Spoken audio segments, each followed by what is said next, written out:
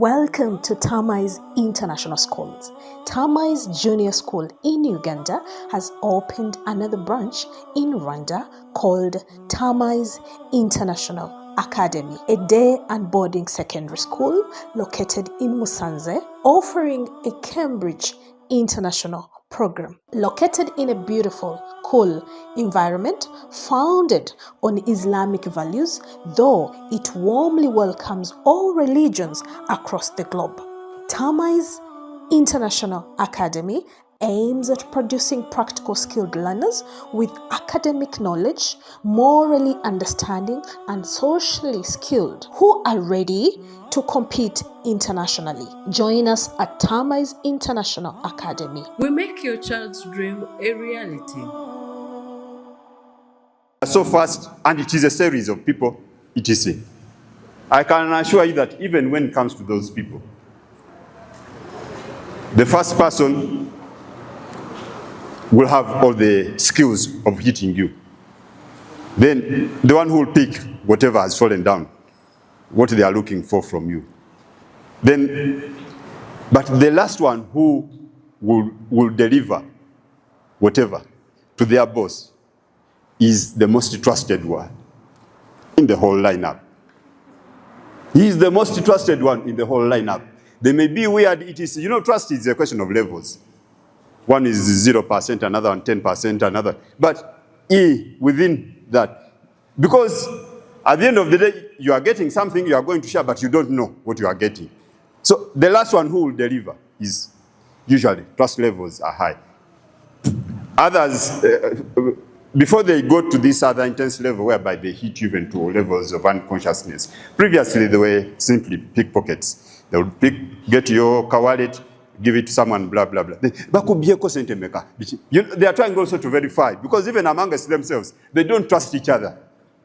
So where trust is extremely down, it is an opportunity. The few trusted people will have a higher price. That's what it boils down to. The few. So, trust. And for us historically as lawyers, our reputation in that area, integrity, has been down. Fortunately, the world is very diverse. You can choose to be the advocate of the devil, and you make a kill, incidentally. You can also choose to do things straight, and you'll also make your own kill. However, the consequences are different. Satisfaction levels different. And eventually, your legacy, completely different. Completely different. And the children you raise, completely different. Because you are the first teacher. So, trust is something you should never, you have to think seriously about if you want to make it to the top. Now, what is this trust? What is trust? We'll talk about it.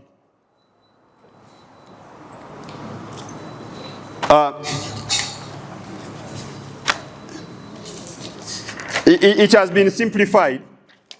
It has been simplified in terms of ingredients. The first one being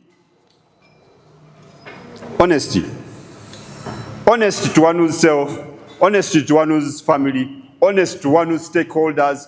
The intention is selfishness as opposed to selflessness. So those determine, particularly in the private sector, those are very big determinants of where you end in whatever organization. Because we can only grow in the private sector, for instance, through working through other people. Initial phases, you can do everything yourself. But to grow, you must be able to grow through other people. Now, why should I trust you with a key client if you are going to backstab me at the end of the day? Why should I give you critical information about a tax challenge I have if at the end of the day, small disagreement, you are going to be a whistleblower to URI using the information I gave you, and then they come and disorganize me? So those are important things. And even at family level, I've seen men accompany their wives right, left, and center. Blah. She's not a cow. If she decides to cheat, so be it. You are going to get stressed for nothing, and the price of stress is not good. You don't trust someone, don't marry. The moment you marry her, when you don't trust her, just learn how to trust and develop it. Just learn. So trust for upcoming lawyers who want to go to the top is extremely important. Then there is the third aspect, skills and abilities. I may love you, you are my fellow Muslim, you are what? But if I place you there, you are going to misfire, you are going to mismanage my client. You don't know what it takes. You don't know even yourself. Why should I? And yet, getting to the top is as a result of practice. They say practice makes perfect. But where will I give you the opportunity to perfect an increase on your practice if I don't trust you? I give you this client problems. Oh, I give you this one problems, again, come back to me. You know? So skills. It's important to know where you start. There was a case I had. It involved good money, but it was in an area I wasn't good at. But the person who brought me those people, he was an Indian, and he trusted me. Now, he organized a meeting, but I asked him what exactly it is. He gave me a clue. So I immediately looked for someone. It was something to do with electricity. I went to someone who was very good in that area. He gave me a brief, etc. And then he also gave me someone who was technical in the area and a lawyer. Then we went for the meeting. We got the deal, etc.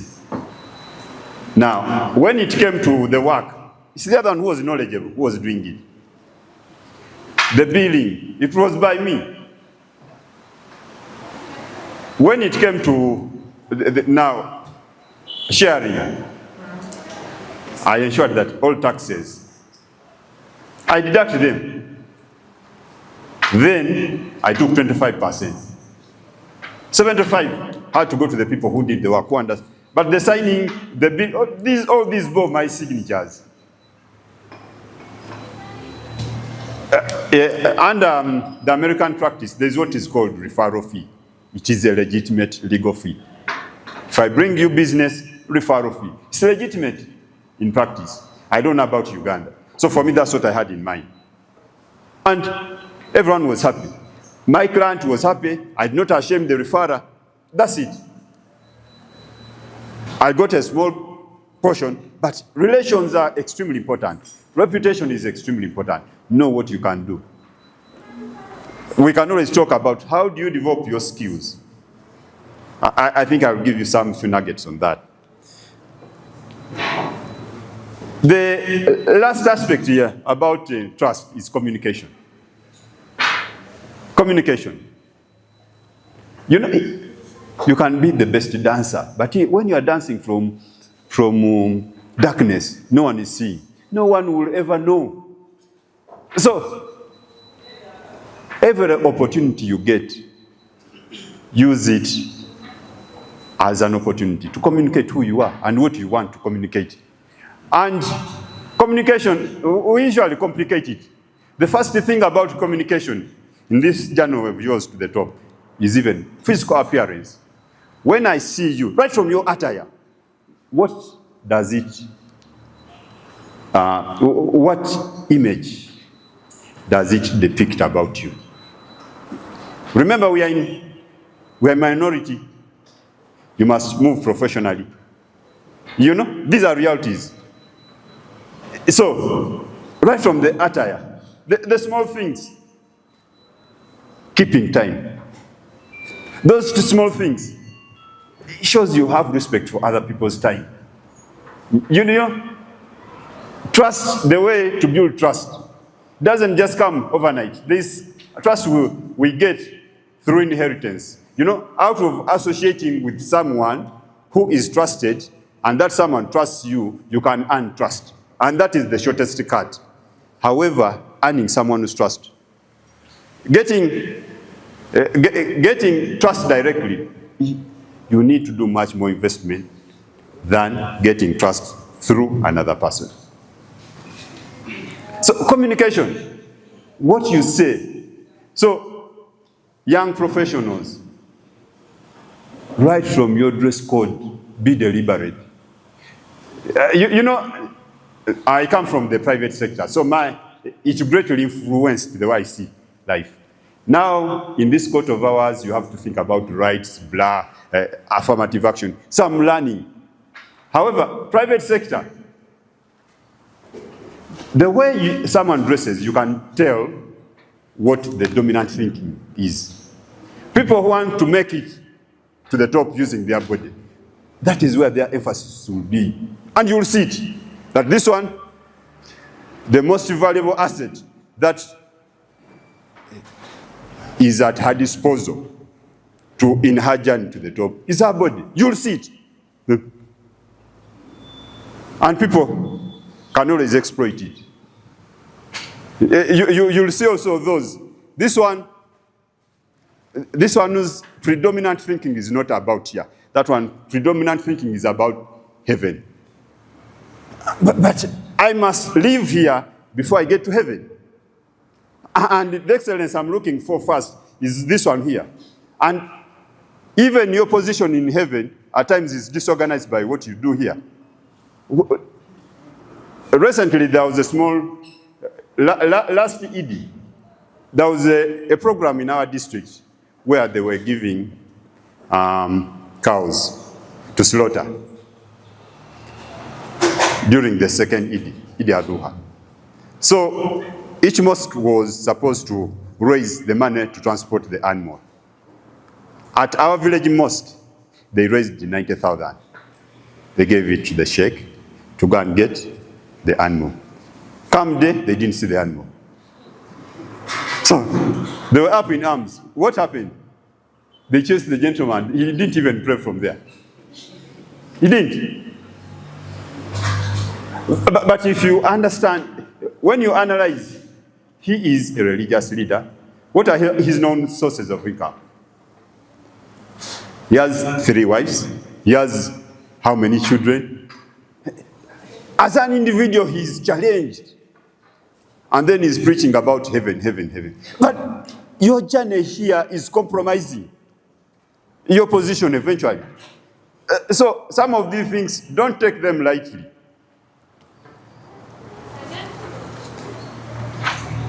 Now, I don't know how much time I have, because that determines where I go.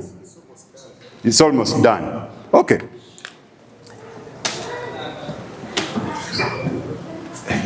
I'll talk about another angle I take from for underpaid is the choice you are making. You know, law is very wide. They've talked about even emerging areas. What is the importance of where we are going in the choice? You know, the choice as to which journey you are taking in this economy will eventually determine how far high you'll go up. We make our choices, and the choices eventually make us. Always remember that. We make our choices. The market trends are extremely important. Those of us from the private sector know it. Don't take a choice. You know, you can go to academia, corporate world, judiciary, etc., blah, blah. But in the private sector, there are numerous areas. Oil and gas, they've talked about very many things. But never, personally, that's my personal belief. Whatever choice you take must be aligned to the trends in the economy. If a particular field has no future in the economy and you want to excel in that one, you are quoting disaster. This is a service sector. We only facilitate. So if you tag yourself to something which has no future, definitely you have no future. So be alive. You need to know the trends. And even when it comes to trends, they are talking about oil and gas, etc. When you talk to people who analyze trends, there is what we call there is a fasting, what is it? Fast mover advantage. That's what they call it. Fast mover advantage. And then there is also second mover advantage. You know, when something is very new, everyone will crave for that. There is first mover advantage. But after some time, there is saturation. Now, that moves to the second level. What problems have arisen out of the first mover advantage? That now becomes the opportunity for the second mover advantage. So, it is a complicated area. You need to work with people who understand. You don't reinvent the wheel. All these things we are struggling with, someone has been through it. Don't reinvent the wheel. And it will be extremely advantageous of this organization to always align the young men and women with people who have been somewhere where these particular people intend to go. There is a lot of advantage in it. Only fools learn from their mistakes. Wise people learn from the mistakes and wisdom of those who have been there for them. So that would be an excellent role for such an organization. Mentorship program, extremely important. Mentorship program, extremely important if we are to grow you people. Because you are disadvantaged. Now, we have to think strategically. If someone whose dream is politics, how does he ensure that he excels in that place? You know? If someone whose dream is business, how do we ensure that he excels as a Muslim? That is the strategic position. But at the same time, he's also a member of our family. And we are free to disagree as family members, politically or in other aspects, but we remain family. And we have a fallback to brainstorm about what matters, about positioning our individual selves wherever we've chosen to go. There's a common trend of groups. I think there's even Umlas, WhatsApp group. It is the judiciary. There is also a judiciary group. There is a group for us. I'm Msoga. There's even for Basoga judicial officers. I've refused to get there. Why? It's not that I'm selfish. But they invite you, it is for Umlas. My thinking is things which are going to progress us as Muslims. Things, if it is for Muslim judiciary people. So, addressing the challenges of Muslims which are professional, and then assisting each other, overcome them, and excelling.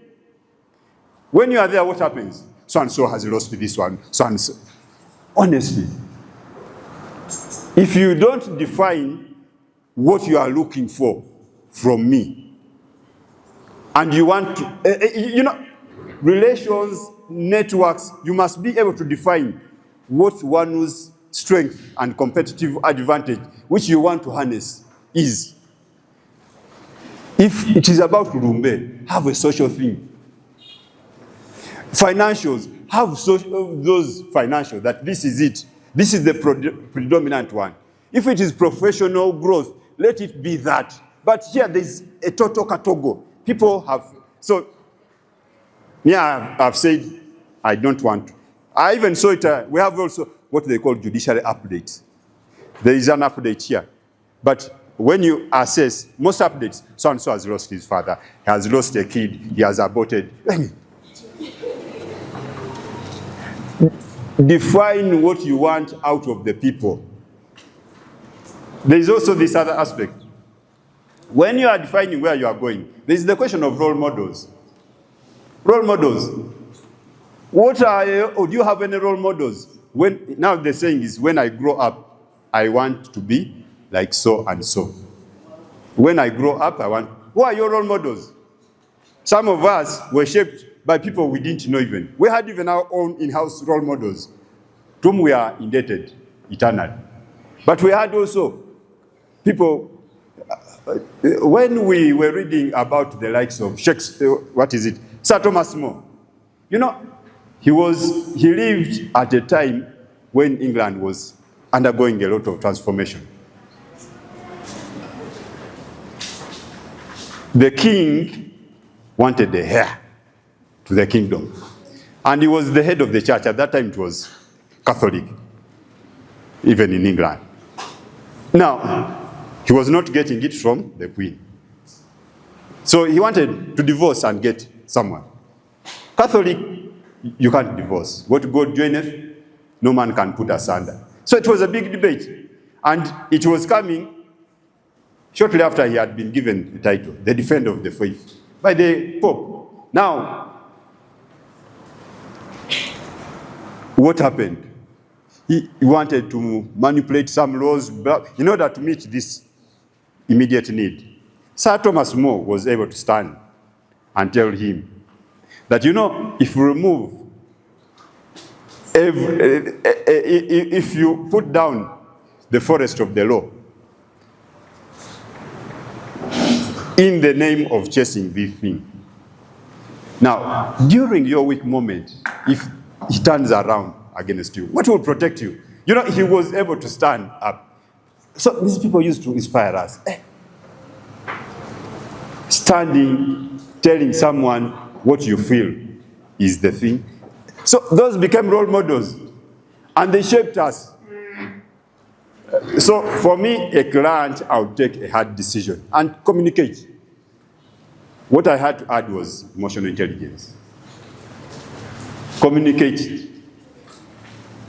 Deal with the challenge, preserve the person. That is what emotional intelligence is. So that was extremely important. Now, let me talk about social media. That's the in thing now. I've told you, social media and the digital world generally. If you allow yourself to be left behind by the digital environment, you are destined to be obsolete. Obsolete people never take leadership. And if they take, they don't stay there. In the current world, digital, you must invest heavily. Now, I'll talk about only that aspect of social media. Social media, it is good, it can be bad, depending on the choice you make and how you utilize it. You know, you can market yourself, you can do it. But the real question is, what are you using it for? There was, my wife works in the UN, local office here, UN Women.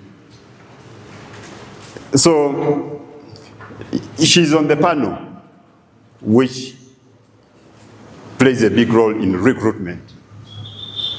But my interaction with her, you could see the importance of social media. She's at the last phase. For them, their recruitment, each one does a small aspect. And it is for the whole of Africa. So they can be recruiting, say, for Kenya. Now, but there are different levels. She's on the last level. Now, at that level, when they are doing a due diligence on you, they even go to social media. So, what does that mean? You must be deliberate on what you want to be defined. If The brand you want to create on the social media is, I'm very reckless, etc. It is okay. You know, the choice is yours at the end of the day. But whatever choice you make has consequences. Think through the consequences. If your branding is, I'm going to be professional, that should be it. The sort of communication, you never know when they get at you using what you've posted. And for you, you've already moved on. You heard about someone who had undressed himself somewhere because of, and then he was appointed, I think, RDC. Then that issue emerged. You know, the standards in politics are not necessarily the standards in the professional journey. So be extremely deliberate. Make use of the social media, but make use of it to promote what you want to define you, your brand, your brand. It is extremely important. And the brand is eventually the biggest asset you can ever have. So the last aspect is marriage. Marriage is extremely important for you young lawyers and us. Marriage, and that is really power of association. Power of association. First level of association is that one. Muslim girls are challenged. They have their challenges because of what we are told. When I was talking to my childhood sheikh, as you grow, some people will discard. You listen to them out of respect, and you don't take in everything. Because right now, it's not enough for you to tell me something. But I have developed my own mechanism of sieving, establishing truth. My qualification criteria, it is very clear. How I take my decisions, I've perfected it over time. So I was asking him about marriage. He said, no, appropriate time for marriage, earliest. It should be done very fast. So how fast is fast? He said, the moment the girl starts going in Musonga, I said, okay. You know, I said, nowadays, girls are going in Musonga at the age of 8. You want us to marry off kids who are 8 years? If Nabi Muhammad had been around, would he have sanctioned that? And this is amidst a lot of competition. The women are gaining visibility everywhere. Talk to Dr. Nampeo. The majority of the students, I won't be surprised to find that they are now women. Now, you want to disadvantage your girl amidst the world trend where women are now taking the leadership. I've even seen now videos where men are strategizing themselves to be, those are the ones they are targeting. So now some men are beginning to accept that reality and positioning themselves differently. Unfortunately, they position themselves to be dependents, but when it comes to, when they eventually get into a relationship, they want to be the leaders. You can't have both. You can't have it both ways. You can't. So, certain things, always understand the context. Marriage is extremely important. I asked him, why is it supposed to be done very fast? He said, you know, to avoid the temptation. If people are there, you know, Musai. I said, there were statistics from Christ the King Church. You know, there are certain things you must accept. In terms of structural organization, the Christians are ahead of us. These are realities. There was they had some statistics about prevalence of AIDS amongst the married and unmarried in their church. What were the findings? There were higher levels among the married people than the unmarried. That was the finding. Now, what does that mean? Being married does not guarantee that someone will meander. No guarantee. These are personal choices. It's about restraint. We see very many beautiful girls, right, left, and center. And the higher up you go, the more opportunities you have you'll see. So unless you are able to exercise self-restraint. So you say, no guarantee that simply because you are married, you will not meander. No guarantee. Let no one tell you lies. So the question is self-restraint. Are you an animal, beast that whatever passes by you? No. So some of those, if you are to go to the top, we must be able to rethink what has been educated into us since childhood. You know, we're a product of what has been educated into us. Now, to go to the top, you must be able to challenge, understand the reasons underlying each. All these things have reasons which are genuine, but you need to understand those reasons and see their relevancy and applicability to the changing environment. And then you'll be able to take a decision. Are you aware that now in Saudi Arabia, women to obtain a driving license had to fight? It was a big fight. Lobbying, etc., imprisonment, blah. Now they drive. Now, distinction between culture and religion. Those things we need to understand.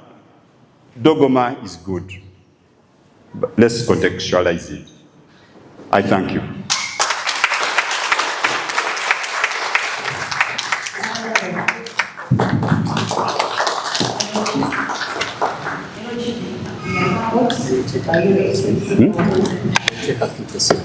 Fine. Allow me to introduce someone who is us, Vincent Kajabo Abubeka. He's doing the nomination for the position of UNS President to Law Council. This is a question.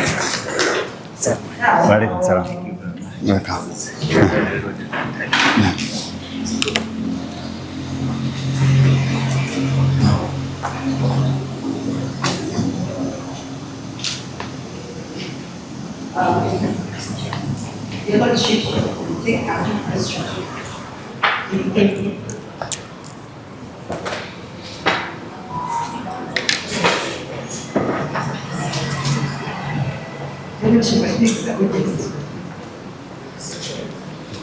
Good. Thank you.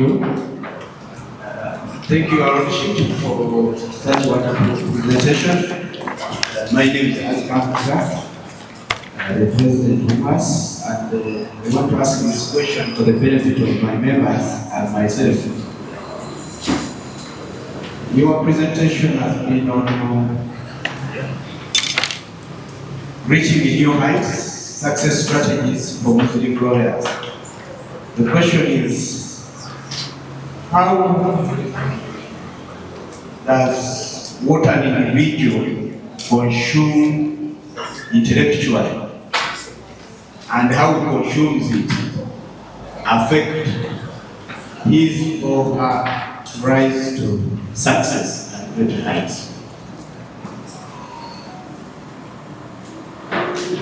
For example, I am on the social media. Everything they post, I transmit it. I perceive it as a fact. I open a book, I read.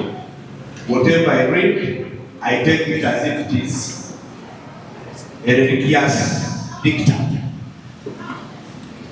How does that affect the professional progress of that individual?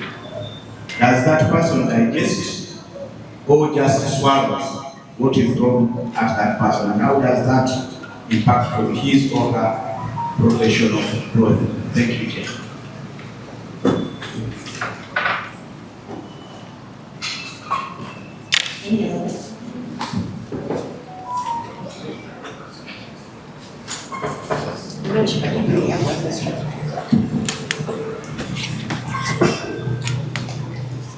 Thank you, Mr. President.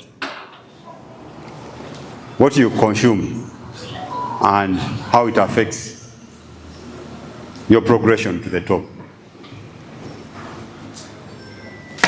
You know, our mind is the biggest asset or liability.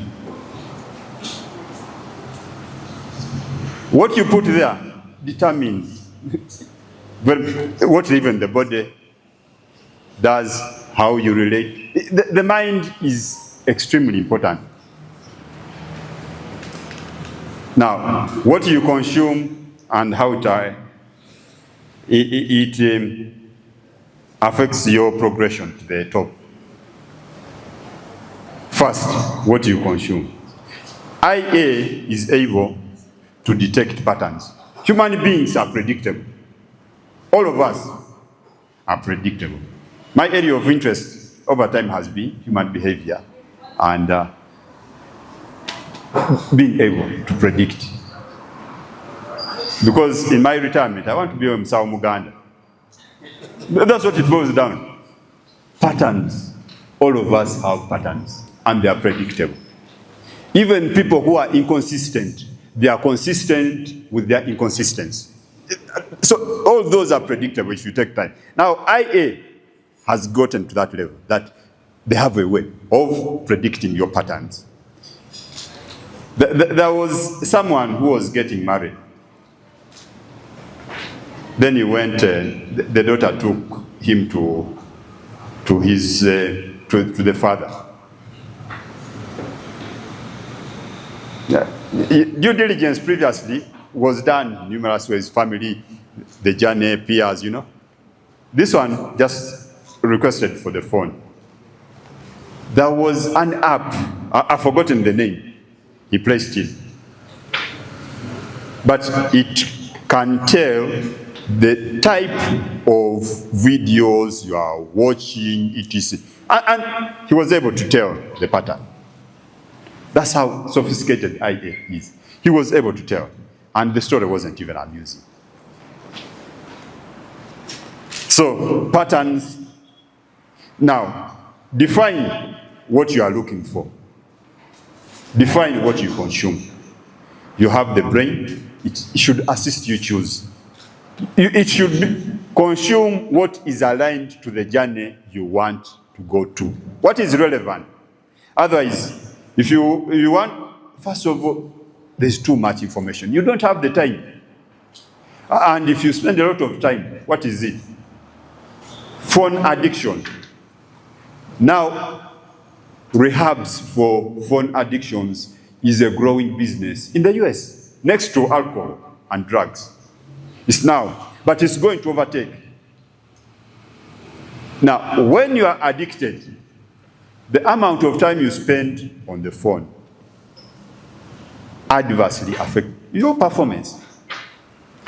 And the growth to the top has two major currencies. The first one being performance currency. If you don't deliver timelines, etc., no one will support you except your father. Not even a father, your mother. It's only your mother who will support you, but not even a father.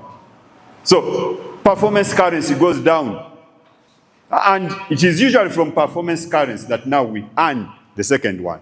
To get sponsors in life, for someone to say, I vouch so and so, behind closed doors. That's known as relationship currency. Not everyone will scatter his hard-earned reputation for your sake if you're a non-performer. No one. So, first 5 years, usually you will have to invest in performance, developing performance currency. And as you are doing that, relations should also be starting. Human skills, how you relate with people, how you get value. How do you get value? I had that complaint about young lawyers being underpaid, etc. But due to the time constraints, I wonder I will need people, I'll ask for an opportunity to talk specifically to people in the private sector. I'll ask for that opportunity. Excellency in private legal career. So, what was I talking about before? I got diverted. No, that was the diversion.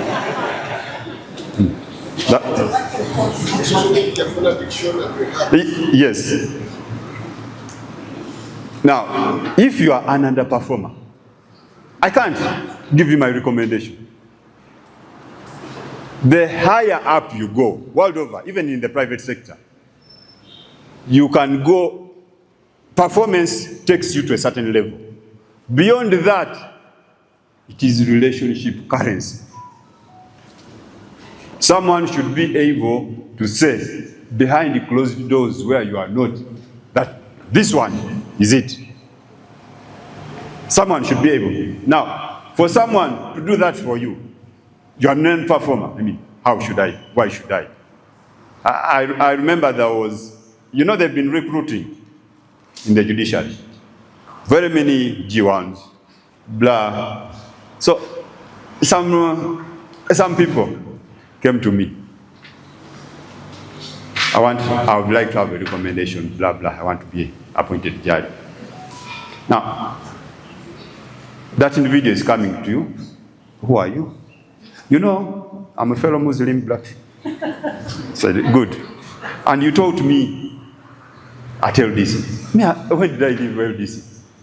Now, 20 years ago, what has been happening between 20 years and now? What? I don't know. I don't know how good you are as a performer technically.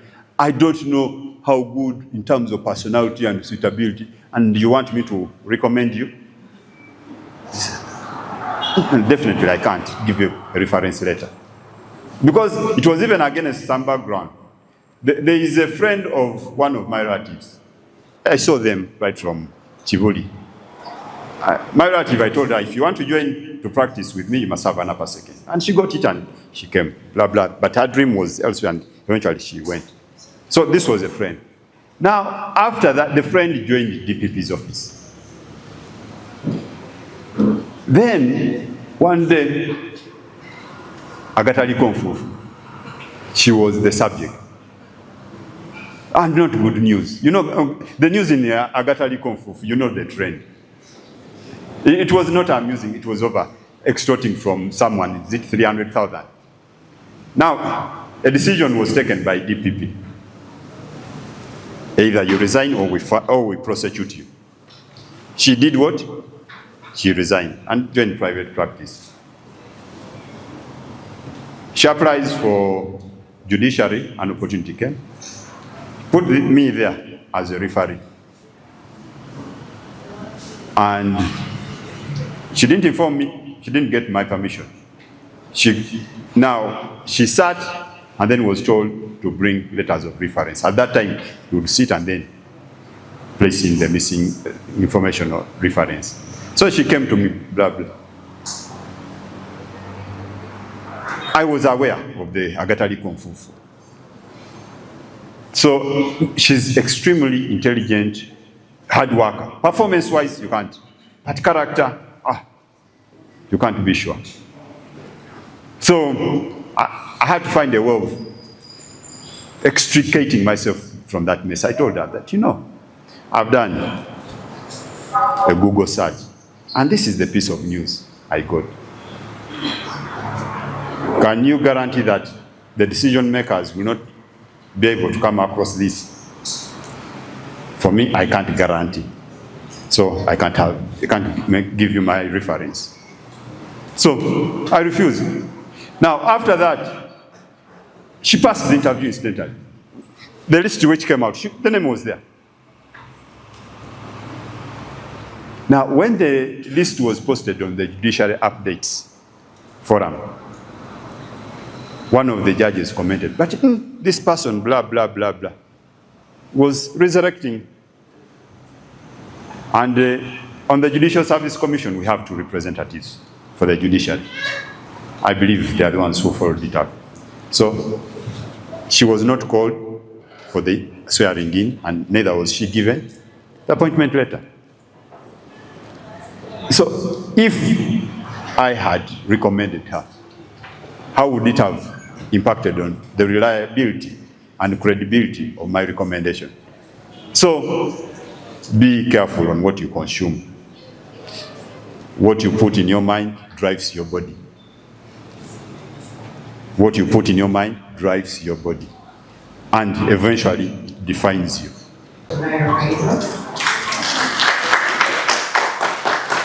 pray that we have our finish for 15 minutes. Assalamu alaikum wa rahmatullahi wa barakatuh. Yes, I'm extremely grateful to God that has enabled me to meet once again. I see so many faces in the house that I have met. We have worked on one or two things together. We have had a journey as a mentor, as former people we've been interacting, but most importantly as Muslims, that supersedes and transcends everything. My name is Umlas. I'm currently serving as the Deputy Registrar of the High Court attached to the Judicial Training Institute. So I'm a Deputy Registrar in charge of training in the Ugandan judiciary. I also sit at the Civil Division, where I do some part-time adjudicatory work. And recently I was privileged to be invited to be a graduate teaching fellow at the School of Law at Makerere University, where I teach under the guidance of Dr. Zahara Nampeo, which I don't take for granted. So I'm here to speak to you about vigilance and vigilantism.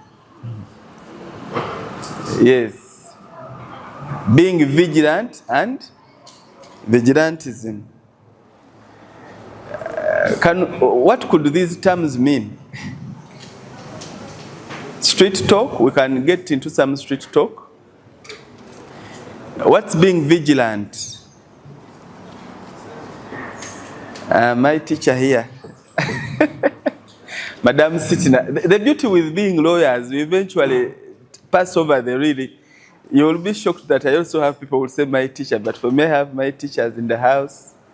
Madam Sitina, Dr. Zahara,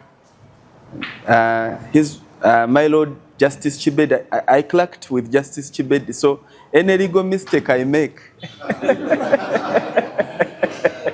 is mine. But any success I register is the man behind the legal person that I turned out to be. I don't take it for granted. I was privileged to tap into his pot of knowledge, and I've strived, my Lord, to do what you taught me. Yes. Now, street talk, vigilance is the ability to be on your guard. Are we together? Vigilantism has a border, it borders some bit of hooliganism. It borders some bit of what? Hooliganism, some bit of way, you know? Yes. Do you want to be a lawyer who is known when you're entrusted with instructions, you're on the guard of your client's instructions? Or you're the lawyer who is a way? When they talk about you, even the judicial officer knowing that tomorrow I have a file involving so and so, the energy goes what? Goes down. Because you're coming to nurse your incompetence before the court, you're coming to nurse your incompetence before the forum you've been called. If there is an annual general meeting, as 10 people are walking, taking this direction, you're held up somewhere in a particular direction. Are we together? That's how I can talk about it. So, however, there is a thin line. Is vigilantism sometimes necessary? Maybe, yes, maybe not. Depending on the circumstances. But how you carry yourself, those of you who invoke the end justifies the means. Sometimes the means can leave some people bruised and rubbed wrongly. And that impression will be inscripted on your face and on your name for as long as you exist. So we must understand the difference between vigilance and vigilantism. Vigilantism is a phenomenon that started in activism, political activism. Those people that started in the eras of those of Machiavelli, then eventually people like, I'm getting lost of the name. They did things that were great, okay? We still read about them. But some of them have been used as examples of what you shouldn't do. Or when somebody did this, this is what happened. Now, in the legal industry that you're going to, we have what we call precedents. And what carbon copy of a precedent as a Muslim lawyer do you want to make? Do you want to be the Siraje Kaketo to be discussed every time there is a problem of cheating of clients' money? Are we together? What record do you want to be inscripted in the law books? We are not going to invent new facts to instruct learners. We are going to use your past mistakes and the script you've made. Are you a person that is working to build jurisprudence, that when we think of referring to a lawyer, how articulate you should be, we say, have you read this case? This case was argued by this lawyer. My Lord has been telling you that AI has evolved. But even before AI, people that have studied human conduct, we can read 2-3 passages you've penned to know the pattern of your thoughts. So it is when we go to your socials. When we visit your socials, we are able to know the kind of lawyer, the kind of thoughts, the kind of perception, and how they perceive their perception and take on different aspects of human life. When people are fighting and there's been a fight in your community, are you involved in settling that dispute in its earnest? Or you're a fueler that fuels it to the largest horizons that it can get without regard to who are the people that it would affect? So the difference between zealousy or being overzealous or being highly emotional in what you do and unethical behavior might be a thin one. Many times, even now as I've ascended to the bench, I'm confronted. I sit in court twice a week.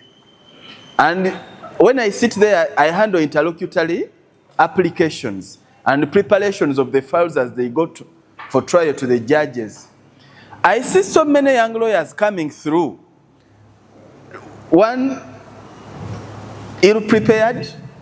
Two, not on their guards, but also hiding their lack of preparation into being highly jittered. They are not open to guidance. They are not even able to read the mind of the judicial officer. They are not able to read the mind of the instructor. They don't have regard to their senior partner, what they are telling them. This approach of attitude of Toina Chongamba, it is transcending in the way you carry yourselves. So when they appear, the judge is the guardian of the record. You're not the guardian of the what? The record. And sometimes what you see the person is not putting on the record, you're shooting yourself in the feet. Are we together? And this advocacy of Kabampane, you're turning around in the courtroom, you're doing unnecessary movements. You say, hey, put me on record. This is what I'm saying. Just put me, it might help me, you know. Then you have these tones, the variation in the tone, how you're speaking. It is not a do or die. Are we together? You have to remain courteous and candid to what you're speaking about. And what you're speaking about should be born in the pleadings and the case at hand. Are we together? And if court has narrowed down the issue for trial, learn to know where to massage when you're presenting your legal issues. Many times, overzealousness has landed us into emotional explosion. When somebody just outbursts when it is not necessary. Remember, there are three things that guide what you'll get in life. How you carry yourself, the land judge has talked about them, the impression you make, are we together? And the reflection that person will have about you in your absence.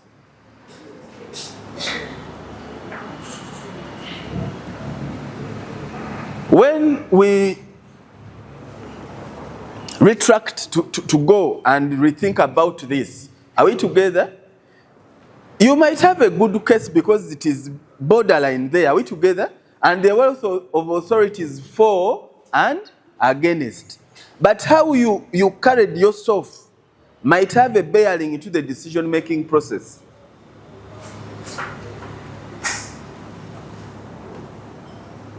Because you're a Muslim, you assume you can walk in a Sharia that has 10 peacock colors.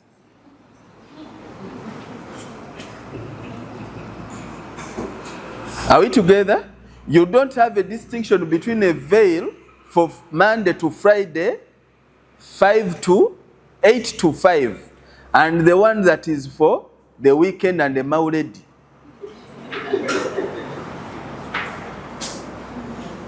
Now we have a problem with the shoes. I don't know who has authorized us Muslims to think that we should walk with shoes resembling sapatos. You're pulling it, you're pulling it, you're pulling it, and you're walking in a way like you literally, your body is not connected together.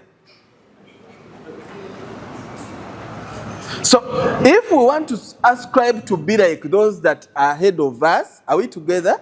Let's try to know when we should be and how we should carry ourselves at a particular forum. Such that when Petero stands here and Hamza stands here, the difference in their appearance is one and the same. Then you score there, the box is ticked. Then you wait for what is coming from your head. Self-pity will not take us anywhere. Self-pity will not take us anywhere. And that's when we go into overzealousness because we've not been able to live up to the expectation, and then unethical conduct. The other thing is never abuse your proximity with anybody for anything.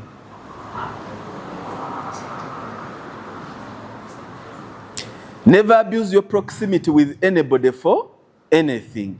You're coming to work in an industry that is highly competitive. You're coming to work in an industry that has different requirements. Are we together? Pick every problem you have. Marital, social, family, not having man on you. You wrap it in a kavera and leave it on the gate when you're entering where you're expected to perform. Are we together? And strive to give the best for that moment. Because between the 3 minutes to the 1 hour you have to make a presentation, it has a bearing on the expectation as opposed to the problem that you're having, that you're carrying behind the scenes, that you might not even have a solution to. How can we avoid becoming unethical? How should we avoid becoming unethical? Ashraf, how should we avoid becoming unethical? I think 2 reasons. One is being trustworthy. Being trustworthy. 1, 2. Is developing a high level of acceptance for whatever. Developing a high level of acceptance for whatever you have. That's what he says. Being trustworthy. Will you be proud of that particular statement you're making, that particular document you're drawing, that particular inscription you're writing? Will you be happy with it if it was being done on your behalf? That is the starting point. The Rotarians, you have some Rotarians in the house? Yes. They have a test. Yes. What are the 4-way tests? Where is the mic? You know, I'm a teacher by... I'm naturally a teacher. These are the things of lawyering and what is a by the way, but I'm naturally a teacher. So, Mr. Mapera Salim, our senior member, the 4 ways test. The things we need to say to do. First, is it the truth? Second, is it fair to all concerned? Third, will it be beneficial to all concerned? And fourth, will it build goodwill and interventions? Is it? Could you repeat so we can write? 1. First, is it the truth? 2. Second, if it is the truth, is it fair to all concerned? And third, if it is the truth and it is fair to all concerned, is it beneficial? And fourth, if it is all those 3, will it build goodwill and interventions? Thank you so much, Senior. Is it true? If it is true, is it fair to all concerned? Will it build relationships? Is it beneficial?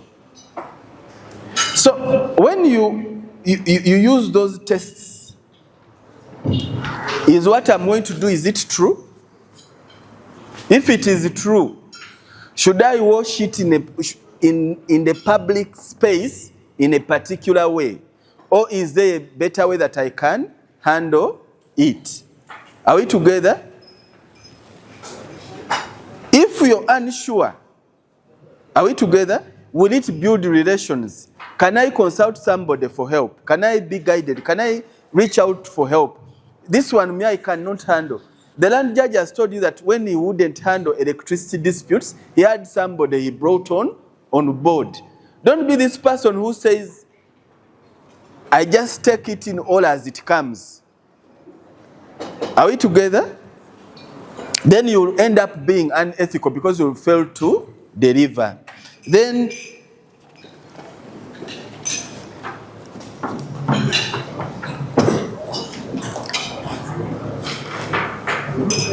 Zelase advocates may include vigorously representing a client's interest without desecrating yourself from the client's case and the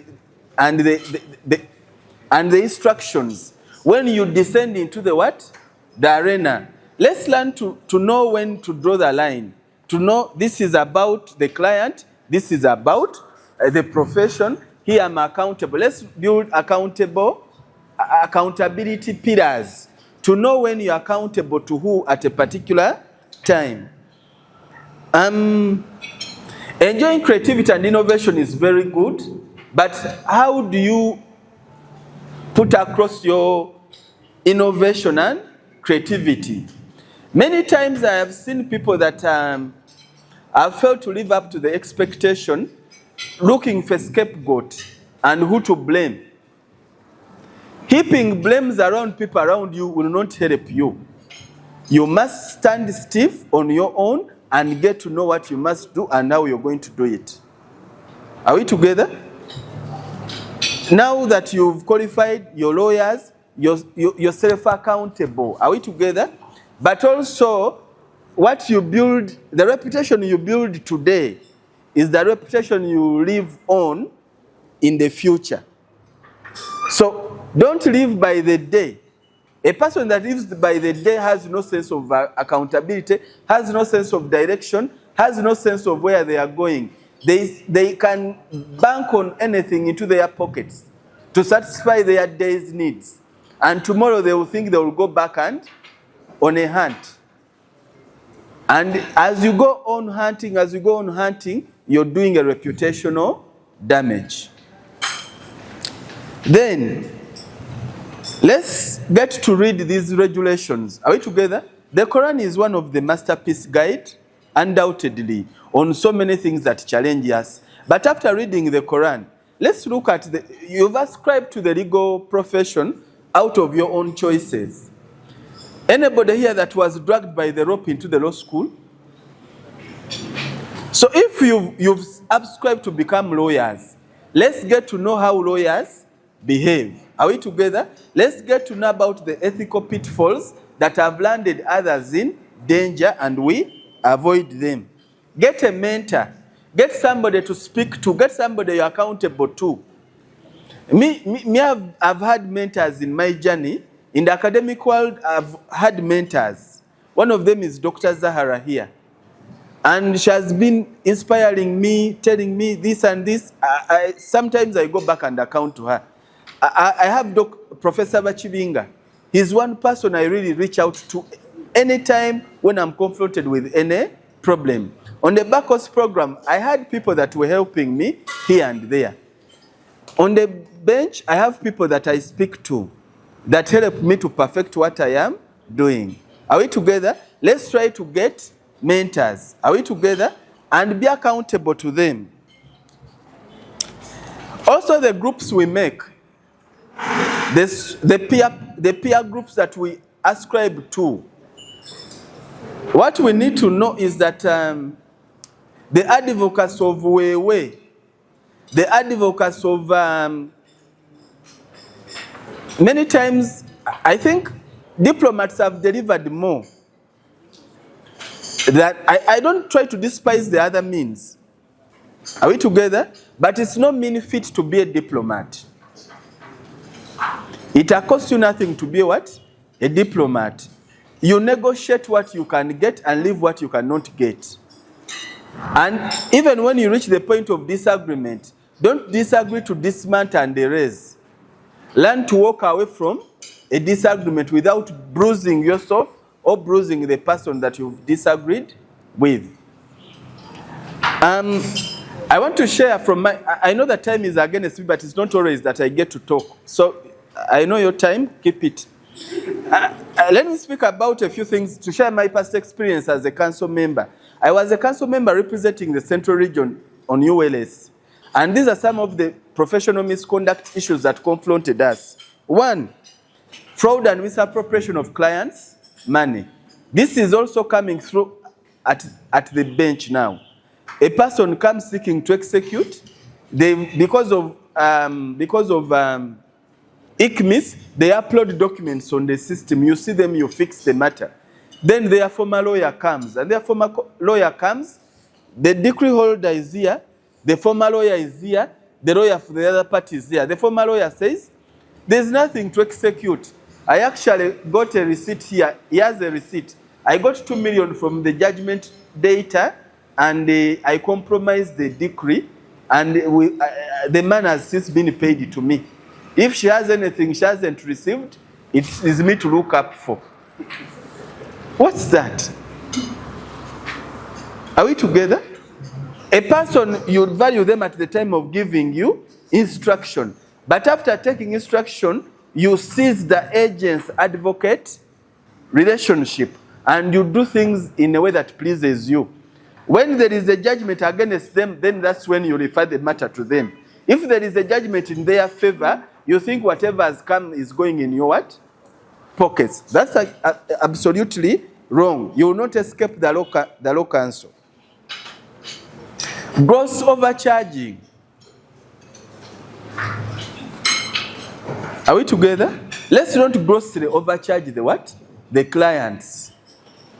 Gross negligence in execution of the client's instructions. Don't take on what you can't handle. And if you say that I'm going to take on this, please be there in the dark and in the light. Conflict of interest. This is now a very big problem.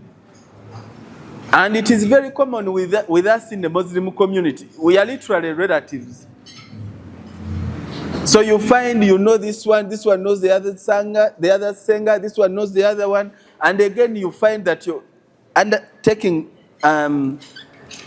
instructions where you have conflict of interest. Then the consumer complaints that are very common is lack of communication. Let's not break the chain of what? Communication. Keep the communication flowing. Remember, you're just an agent of the principal, who is the client. Pass over whatever you get to the client. And also let's learn how to communicate bad news. And hard what? Decisions. Are we together? Sometimes the information is not bad. After all, that is the state of affairs. But the mode of convergence of that information, the mode of conveying that information, may it be problematic.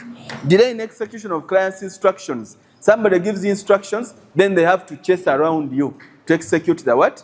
The instructions. I am busy, I'm in Masindi Court, I'm here, I am there. Let's avoid those. Then diversion, of course, I've already talked about this. Then liens. Holding on to clients' titles, holding on to clients' properties, holding on to wills they gave to you, they entrusted with you, and you condition. Until you do this and this, I'm not giving you this. I think the Kaketo Siraj best illustrates this. Are we together? People are interested with their titles. Return the titles when the instructions are done. If they demand, give them back the properties and issue an invoice. You have a lot of paperwork you can create to show that trail of an unmet agreement. Are we together? As opposed to sitting on people's things. Now, every speaker that will come here will talk to the ladies. My passion has been the boy child. Over time, we've neglected this animal called the boy what? Child. The affirmative action is only about the what? So, as we are grooming the girls and preparing them, we are not preparing the recipient. Gentlemen, now I want to speak to you. You must raise up to the occasion. Many of you have abandoned being responsible. Many of you are cry babies. Many of you are mommy's boys. Many of you think that you're going to be taken care of. I don't know by who.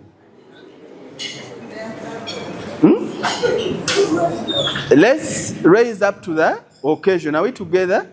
Let's fill the void that has been created over the years of empowering the girl child. When you take on work, please do the work. Are we together? Self-pity, thinking that, I don't know even how to put it across, but it is a very, very big what? Problem. You're carried away by worldly things. You want an iPhone. Many of them, when you look at what they are putting on their status, you wonder. So please, let's raise up to the occasion. Let's live up to the expectation of the people that have entrusted us with these instructions. And also, let's understand the courtyard. The courtyard is very judgmental and discriminatory to people that don't belong to a particular side of faith. And that is how the history has been built. When you see somebody somewhere, please don't pull them down. Let's support them. Cover up for a friend, but be able to speak to them with confidence that I've learned that you're doing ABCD. Please stop because it is wrong. Thank you so much for listening to me. My apologies for encroaching on time. Assalamu alaikum wa rahmatullahi wa barakatuh. I thank the organizers of this particular workshop, most so the President, Uganda Society, CEO, and other dignitaries who are managing Umlas. I recognize justice. What we are saying is that we are within the legal profession, for which, like any other profession or any other trade, we must always keep ourselves abreast with the developments for competitiveness and also success. Now, as young lawyers, you must actually ensure that you are up to date with industry trends and development for success and remaining competitive within the market. And I will just share some golden techniques for the young lawyers who are actually aspiring to become successful in the legal field. First and foremost, the concept of attending workshops, seminars, and also conferences. Through attending these workshops, we majorly get exposed to various developments within the industry. A case in point, the Uganda Law Society has an annual calendar whereof, as advocates, we are supposed to accumulate a minimum of 20 CLE points so that we can renew our practicing certificates the following year. In this particular aspect, when we submit to these workshops organized by the Uganda Law Society, we keep ourselves abreast about developments within the legal profession. You'll come to realize that there are various topical issues being discussed. For instance, litigation training, banking forum, health and the law, employment, company matters, among others. The Uganda Society, in most circumstances, selects the best qualified advocates to make presentations, and through listening to words of wisdom from those qualified advocates, you can actually be abreast about developments for staying up to date with industry trends and changes. I'm actually, however, mindful that some of these CLE workshops, they are expensive, mostly for young lawyers. But nowadays, I've actually seen a situation whereby there are physical interactions and also online. In that online attendance, it is actually a bit cheaper compared to attending the physical workshop. Likewise, you come to realize that there are some seminars or workshops which are normally free of charge, and they even accumulate various CLE points. Like latest in legal law series, you'll find that it is actually ever free of charge. Ben Kitokiwanuka Memorial Workshop, you'll find that it's free of charge, among others. You can actually subscribe and attend such workshops for purposes of staying up to date with industry trends and changes. The second aspect, it's majorly internet-based research. When we go to the internet, as lawyers, there is a certain website of ULI, Uganda Legal Information System. I've actually come to realize that that particular website, it's fundamental for us lawyers because it has decisions of the courts of judicature. Decisions of the Supreme Court are being posted on that particular website. Decisions of the Court of Appeal, decisions of the High Court, and also other tribunals like the Tax Appeals Tribunal, Electricity Tribunal, Equal Opportunities Commission, among others. In that, in case you access the same, you even find a section about latest judgments which have been delivered by courts, latest statutes which have been passed by Parliament, latest gazette which have been published in the Gazette, among others. A case in point, in case someone, for instance, you are making a preparation to appear before a certain judge, you just go to that particular website, you actually be in position to download some of the cases which have been determined by that same judge.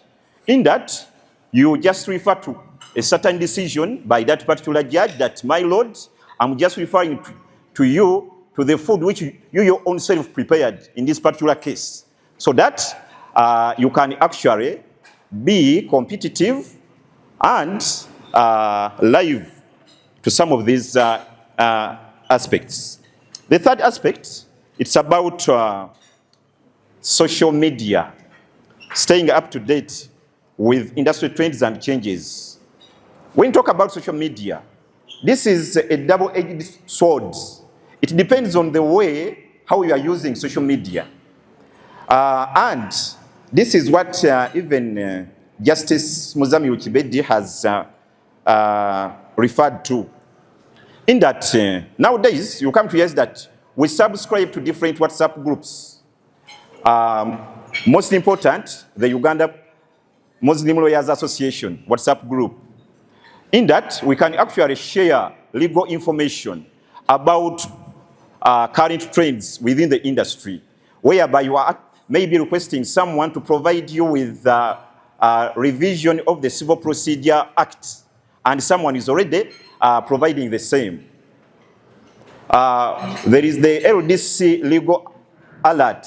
They normally publish latest cases.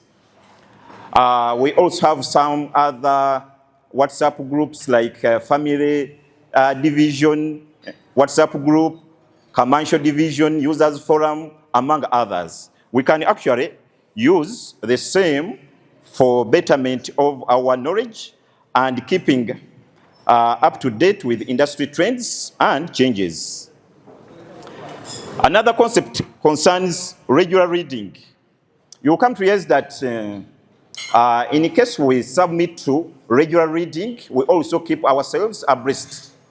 The Uganda Law Society, in most circumstances, publishes certain journals about topical issues concerning latest developments in various fields. In case we actually go through the same, we can actually stay updated with various industry trends and changes. Magazines, journals, newsletters, among others, which are published by various reputable institutions like the Law Development Center, the Islamic University in Uganda, Makerere University, among others. Another concept concerns mentorship. Another concept concerns mentorship. It's always good to get a mentor within the field for purposes of staying up to date with industry trends and developments. You come to realize that through these mentors, we are in position to interact with them for purposes of guiding us about various aspects for which we may actually not be aware of. In case there is a certain good mentor, a senior advocate within a certain firm, you can actually make him or her your mentor for purposes of staying up to date with industry trends and developments. And also participate in industry-related events. In case we participate in various industry events, for instance, the Uganda Society organizes the pre-AGM and AGM for its advocates. Umlas also organizes the AGM, and not actually forgetting the Iftari dinner. Through that particular network, you can actually interact with people who matter in this particular field for purposes of exposure and increasing your knowledge. Then, second last is the concept of further studies. It is always advisable that we enroll for further studies in specific courses. Like there are certain courses in arbitration whereof you can actually increase your knowledge in that particular area. The East African School of Taxation is actually doing a remarkable work in that particular field, whereby lawyers who have graduated can actually enroll for that particular diploma in revenue and taxation for purposes of staying up to date with industry trends and developments in taxation, among others. Of course, you can even enroll for a master's degree in law. Then finally, you actually advocate for lecturing, teaching, and also making presentations. For the years I've actually taught at the Islamic University in Uganda, my major challenge whenever I'm actually handling any topic, I have to first update myself about the developments in that particular area before I stand before students. It is actually a good way of staying up to date with industry trends and developments. In case you've actually been requested to make a presentation about a given topic, you have to first do thorough research in that particular area. It is also a good way of staying up to date with industry trends and developments. So, in this particular aspect, you come to realize that the law is ever changing. Previously, effective 1st July 2024, we had the 7th edition of the revised laws of Uganda. You have to keep yourself updated about such changes by attending various workshops where such topical issues are being discussed. In that, previously what was the Companies Act 2012, you come to realize that right now it is Companies Act CAP 106. What was the Financial Institutions Act of 2004? It is now the Financial Institutions Act CAP 57, among others. So in that particular aspect, in case you attend various workshops, seminars, among others, you will actually be in position to keep yourself up to date with various trends and changes within the legal field. Now, by way of conclusion, what I'm just requesting, in as much as we have to keep ourselves abreast with industrial trends and developments within the legal fraternity, as advocates, we should actually never forget that we are Muslims. And in that particular aspect, we also have a duty spiritually to keep ourselves up to date with trends and developments pertaining to our religion. It is actually a major flaw to find an advocate who has completed the university without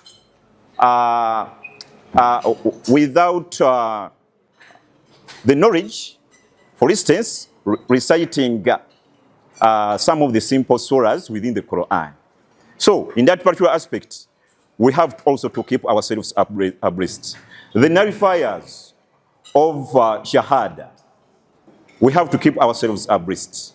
The pillars of Salah, we have to keep ourselves abreast about the same. Most so by attending various seminars, workshops, online, among others, where some of these topical issues are discussed, simply because our major goal lies in the hereafter. Thank you very much. Assalamu alaikum wa rahmatullah. The Honorable Justice, I don't see him around. I think he has left. Your Worships present, the Honorables present, the Senior Assistant DPP, the senior members of the bar present, the President, Umlas, and your council, the members of Umlas, the young advocates, land colleagues, ladies and gentlemen, good morning. You've had breakfast. Why aren't you replying? Good morning? Yeah, I want to hear you replying. You've eaten. President, your people have eaten, but they seem to be in a low mood. Maybe you need some music. My name is Isaac Atukunda. I'm the Honorary Secretary of the Uganda Law Society. I'm also the managing partner, Credo Advocates. But besides this practice, I do other businesses. I'm also the owner of Orchid's Restaurant. It's at Garden City. And also, I'm a director in Hyperforex Bureau. I also volunteer as the Deputy Chancellor of the North Kigezi Diocese in Rukunjiri. And I'm also a chairperson to different investment clubs. People ask why We do other things besides practice, but the few years I've been an advocate, I've realized that side hustle is important because sometimes as advocates, our incomes are not guaranteed. I want to take this opportunity to thank Umlas leadership for affording me a chance to speak to the young advocates. It is my belief that the young advocates are the future of Uganda's legal profession. So we must be concerned by whatever they are engaged in. Thank you, Umlas, for organizing this engagement. At Uganda Law Society, we've taken some initiatives for the benefit of young lawyers. For example, we reduced the cost of CLE trainings. We have digitalized our processes. You can register online, can get your ID online. You can access your services online. You don't need to walk or travel to the URS Secretariat for URS services. And we did this to make sure that at least our young advocates do not incur high costs in accessing services. We have also supported young lawyers through conferences. We had the Young Lawyers Conference, which I moderated. We have also supported through the enrollment process. Currently, every month, we have around over 100 lawyers enrolling. It never used to happen, but we lobbied Law Council to make sure that it happens. Also, we have tried to engage young lawyers in all activities. Recently, I chaired the ALC. I made sure that we had a topic to discuss issues affecting young lawyers. So we are so passionate about the issues affecting young lawyers. I think we can still do more as Uganda Law Society. For example, I feel that a young lawyer joining the society shouldn't be paying annual subscription of 500,000. It should be reduced at least 300,000 because a young lawyer hasn't started working. Where can then the young lawyer get 500,000 to pay? I also feel that in the first year of practice, a young lawyer shouldn't be paying for continuing legal education. It should be accessible for free. Because recently the debate we've been having on salaries, to me, it's something that is not easily achievable. You may not force employers to pay a higher salary unless you have a minimum wage legislation. But what we can do is to build the capacity of our young lawyers. Personally, I believe that the enrollment process should be combined with the graduation process at LDC. LDC is supervised by Law Council. Enrollment is supervised by Law Council. So why can't the two processes be combined so that instead of a graduation ceremony you have an enrollment ceremony? Why should you keep a young lawyer on streets looking for jobs without papers? We have engaged Law Council and the Chief Registrar. The processes are going to be digitalized. And one of the reasons I'm contesting to be the president of Uganda Law Society is because I want these processes digitalized. At URS, we have digitalized our services. Why can't government do it? We have a less budget. I know it may include amendment of the laws, but why not have the laws amended? We cannot offer solutions for 2021 problems, but using the solutions of 1966 or 1959. No way. So I pledge to you, the young lawyers, that Uganda Law Society cares about you. We take you seriously. We have listened, and we shall continue to listen, and we shall do our best to make sure that your interests are served. I recently visited the Umlas leadership at your secretariat, and we had an engagement. Sometimes as a leader, when you don't engage, you don't get to know what concerns a particular group, but the engagement was very fruitful. I promised Umlas that we need to have a memorandum of understanding between Umlas and Uganda Society so that you can start organizing, continuing legal education, targeting your advocates. To me, it is important because sometimes we organize events not taking into consideration the special aspects of certain groups. Recently, I was concerned when I was approached by someone from the Muslim Supreme Council with a court suit. To me, such matters should be settled either by mediation or Umlas should be able to engage and settle these matters. Otherwise, religious matters are never settled by courts sufficiently. We've had a similar problem in Church of Uganda, so I know what it means. But I know Umlas can play a very critical role. As Uganda Society, we've organized events where sometimes we ignore the aspects of religion, which are crucial to humans. So I promised Umlas that going forward, I will make sure that in all our events, Umlas will be involved. For example, you cannot sufficiently organize a dinner or a cocktail at pre-AGM when you've not involved the Muslim and you think that you're catering for Muslim interests. So I pledge to you that I will ensure that Muslims are involved in our activities, and as URS, we shall partake in the process of ensuring there is affirmative action in the Muslim community. Personally, I think every committee or cluster of URS should have a Muslim. Now, back to today's program.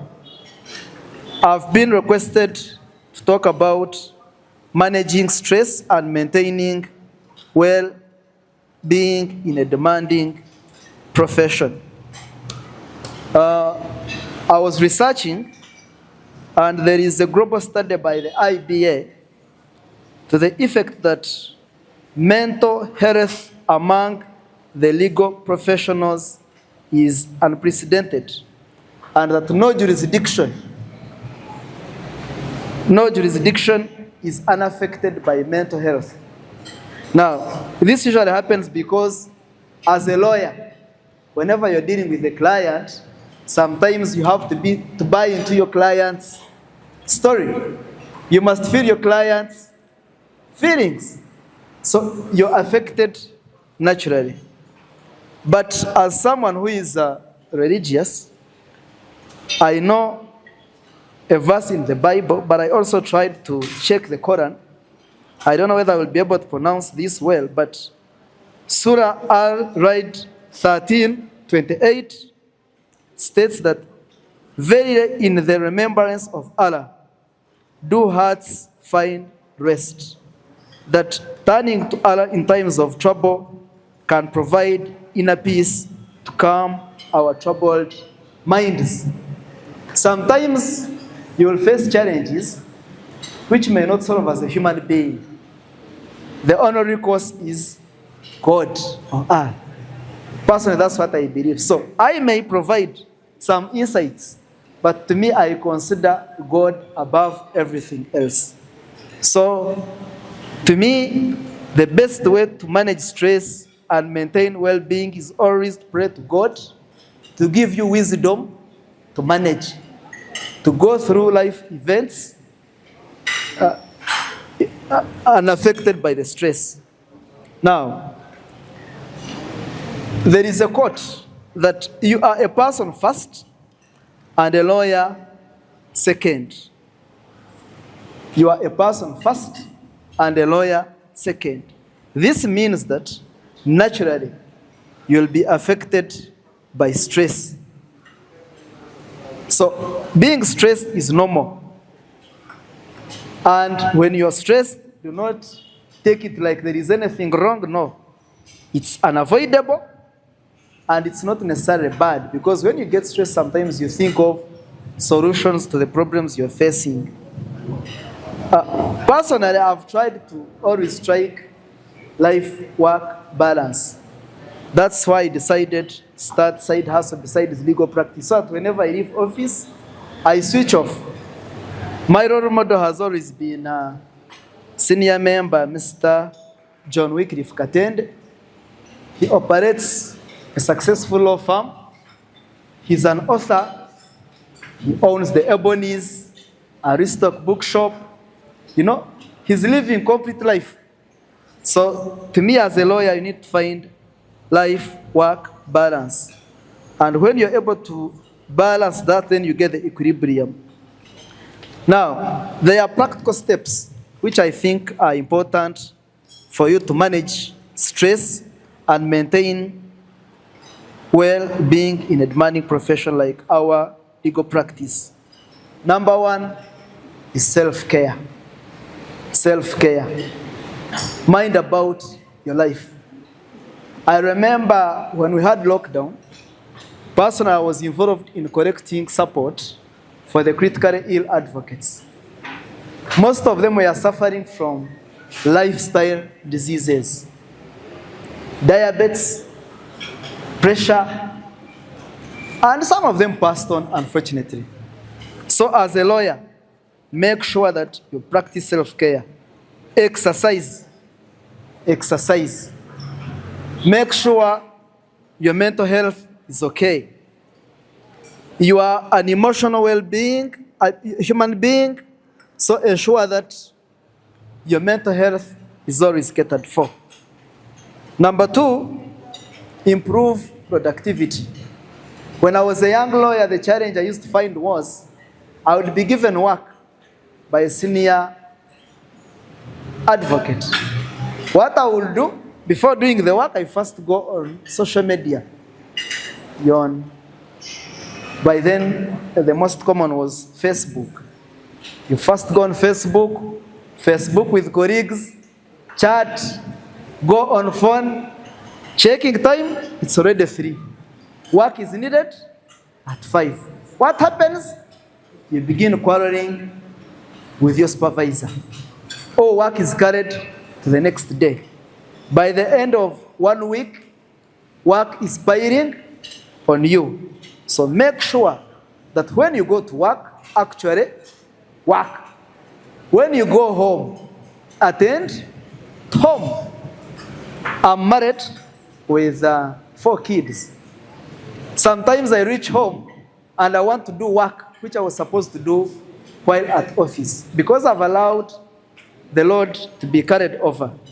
So when at office, set clear goals. Know that today morning, I will handle this matter.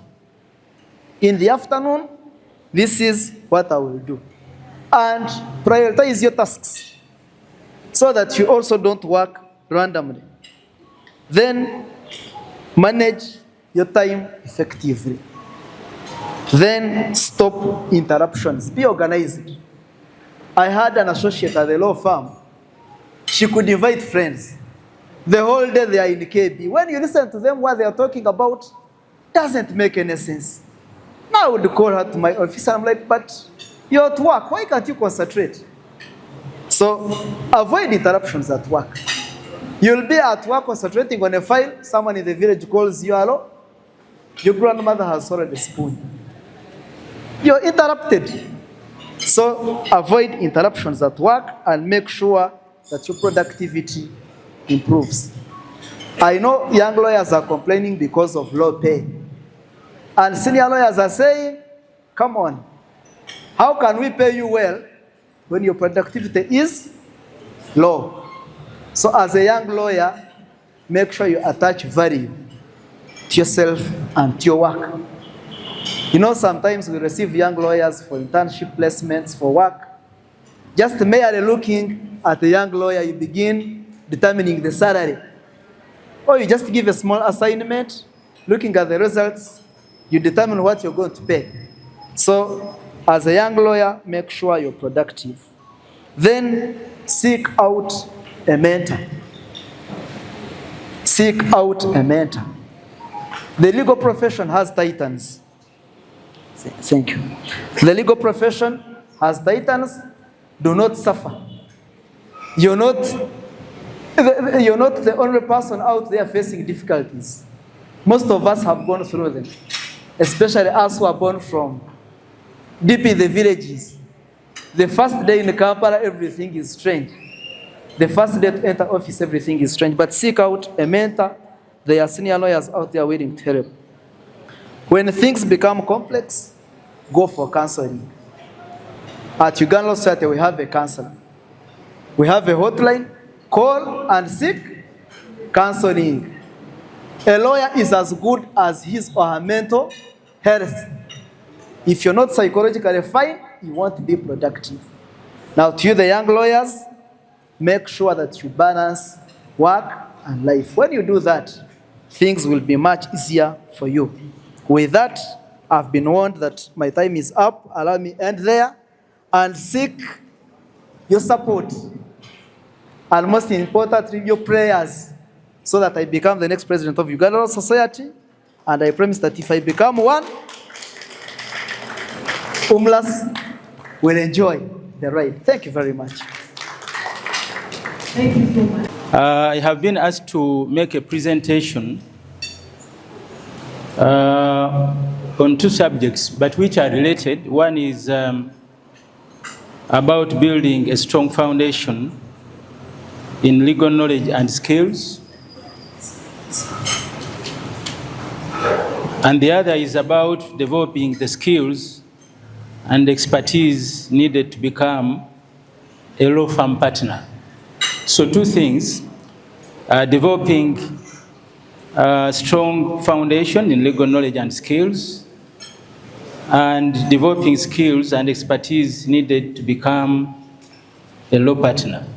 Now, in my assessment, those two are related, because for you to be a good law firm partner, you need a very good knowledge or sound knowledge in skills for you to be admitted as a partner. So those two are not mutually exclusive, but are mutually inclusive. So when I saw that topic, I thought that it could be presented together because of that strong relationship.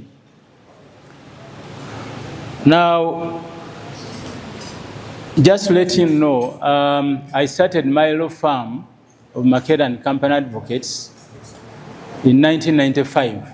So next year, I shall be making 30 years.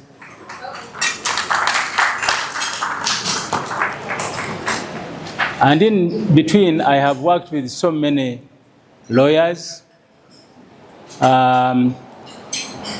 most of them young lawyers, but now they are no longer young anymore because they have gone to various fields. Some are judicial officers. And actually last year when they appointed judges in the last intake, two of them had started their clerkship with me. So you can see the road that we have moved. Now, if you are a young lawyer, you must understand that today you are young, tomorrow you are not going to be young. Because even as we were young recently, because 30 years is not a long time in history, but now we are the old people around. Although I was told this morning by my partner that I still look young. I hope that is the case. Now, the question of somebody increasing his knowledge and skills in law and the question of being a partner are two sisters. Because for you to be a good partner in a law firm, definitely the starting point is knowledge. You must have knowledge of law, of the law and its practice, and also its application, because those can differ at certain points. So if you want to make a good partner, start by having good knowledge and skills. And I'm lucky, although I came in a little bit late, But the presentations I had were quite instrumental on the question of acquiring skills and knowledge. So allow me to just add a few things on how you acquire knowledge before I go to the issue of partnerships. Definitely, you must have the minimum qualifications as a lawyer, and I think what we require in our jurisdiction is the degree and the diploma in legal practice. That is the basis. It is an assumption you take for granted that everybody would have it, but it's not enough.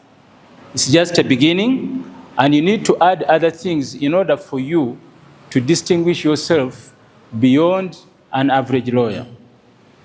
So, in my opinion, in addition to the many good things other presenters have mentioned, you need to do trainings, you need to attend conferences, you need to do seminars, you need to look even beyond our borders for knowledge in the regions.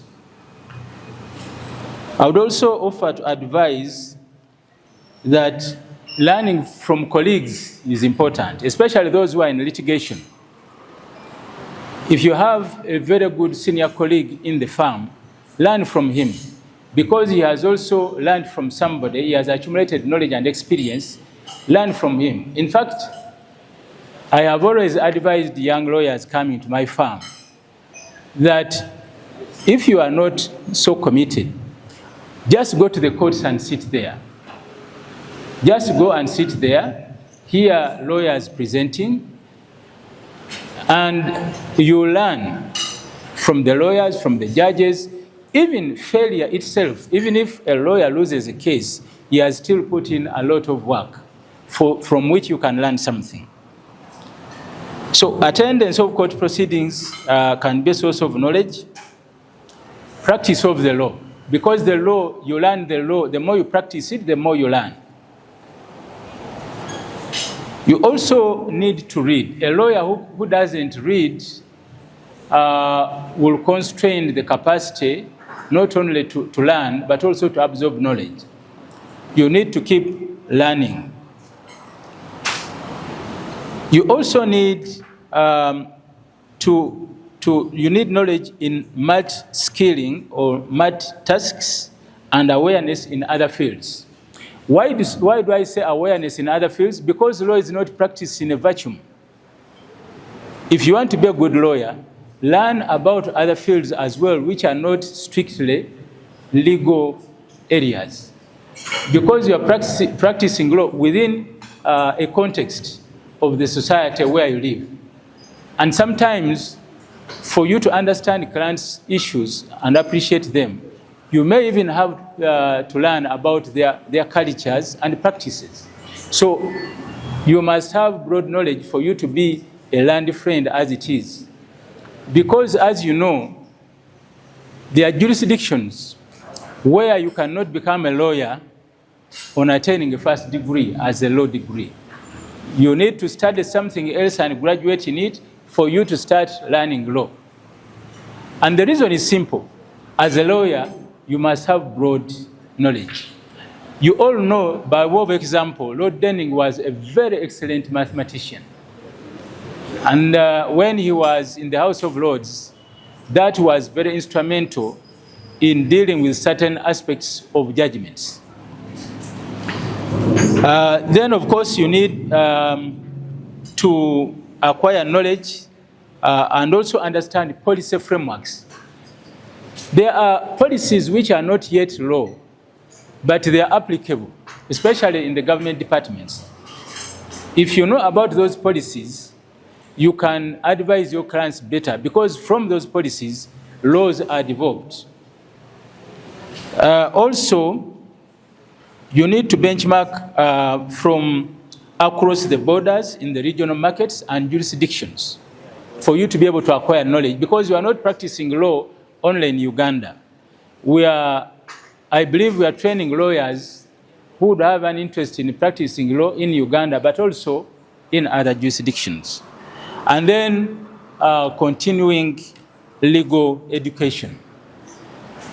That is not an exhaustive list by any means, but I know from the presentations of other people, if you add that list, a harmonious working relationship with other law firms so that they can trust you.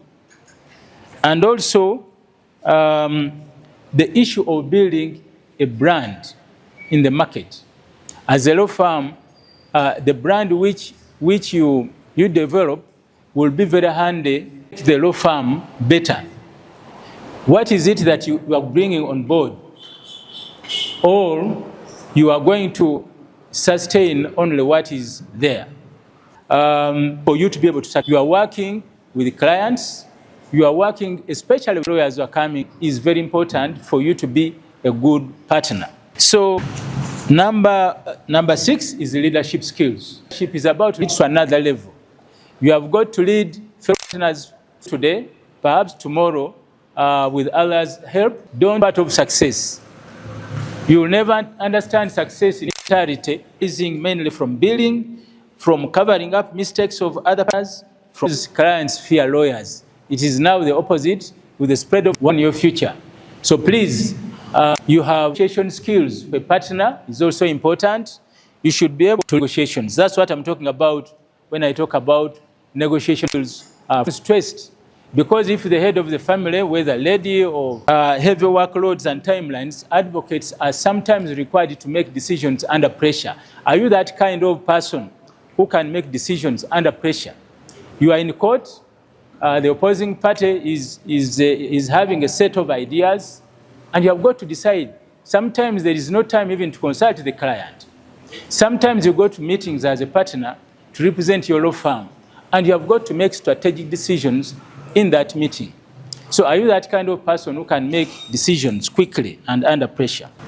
Consistency to me is one of the biggest opportunities, but also a challenge for young people. You want to have 3 homes for your 3 wives. You want 2 sets of apartments 5 years after enrollment. You want a Range Rover. You want a Mercedes. You want 3 Harriers for your 3 girlfriends.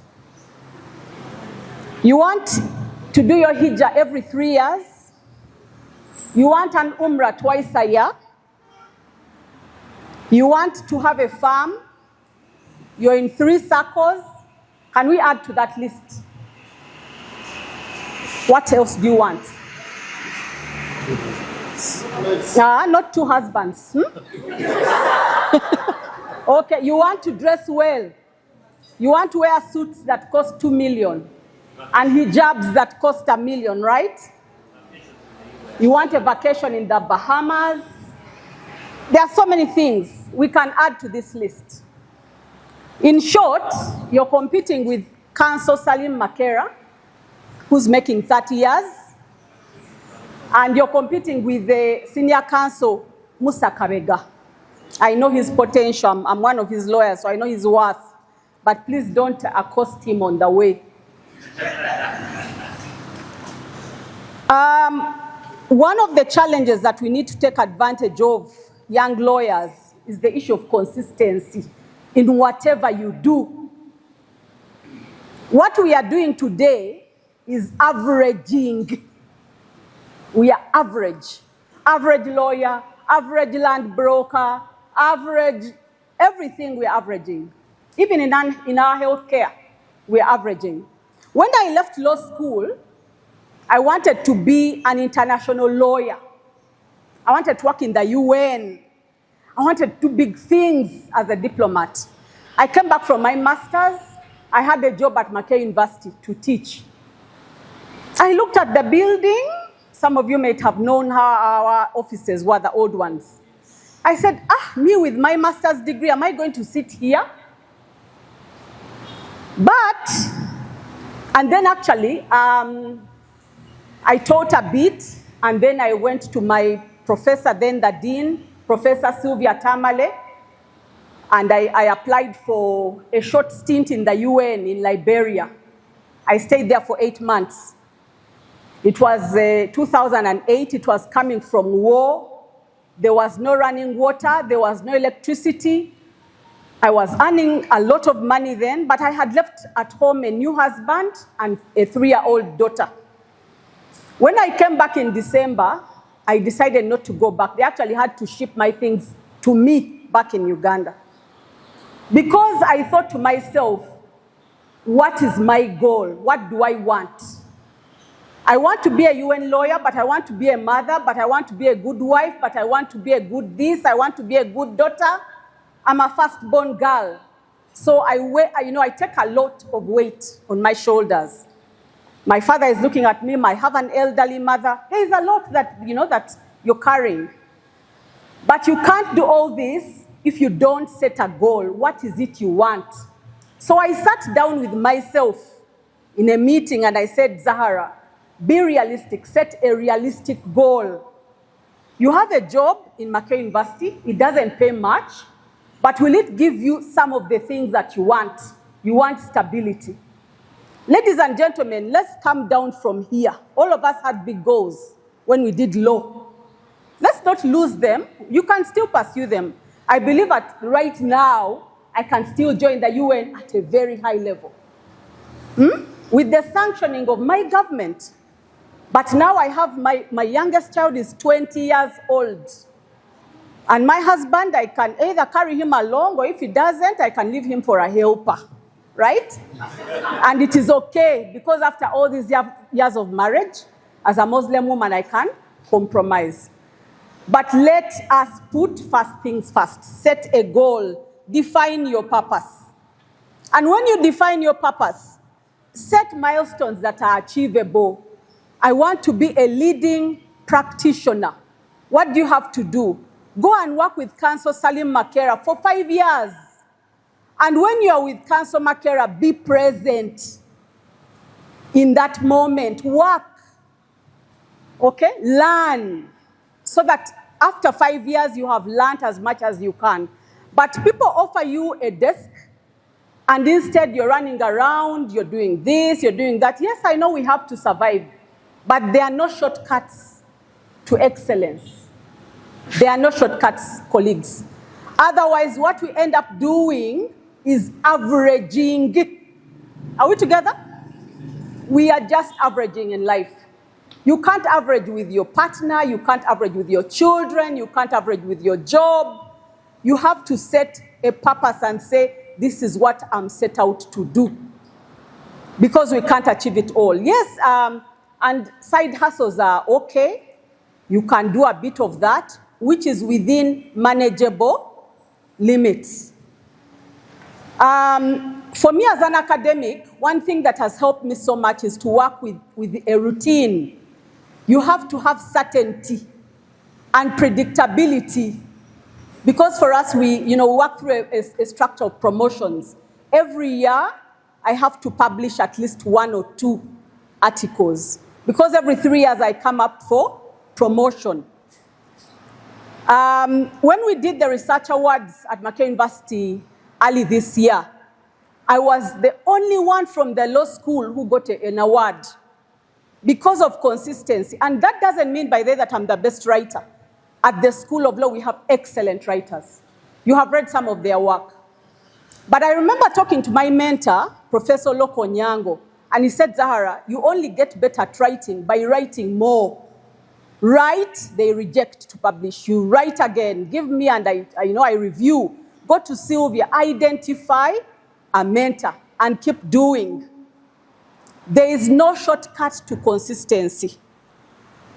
And I'm sure Council Kabega and the rest of my panelists will tell you, if you are consistent.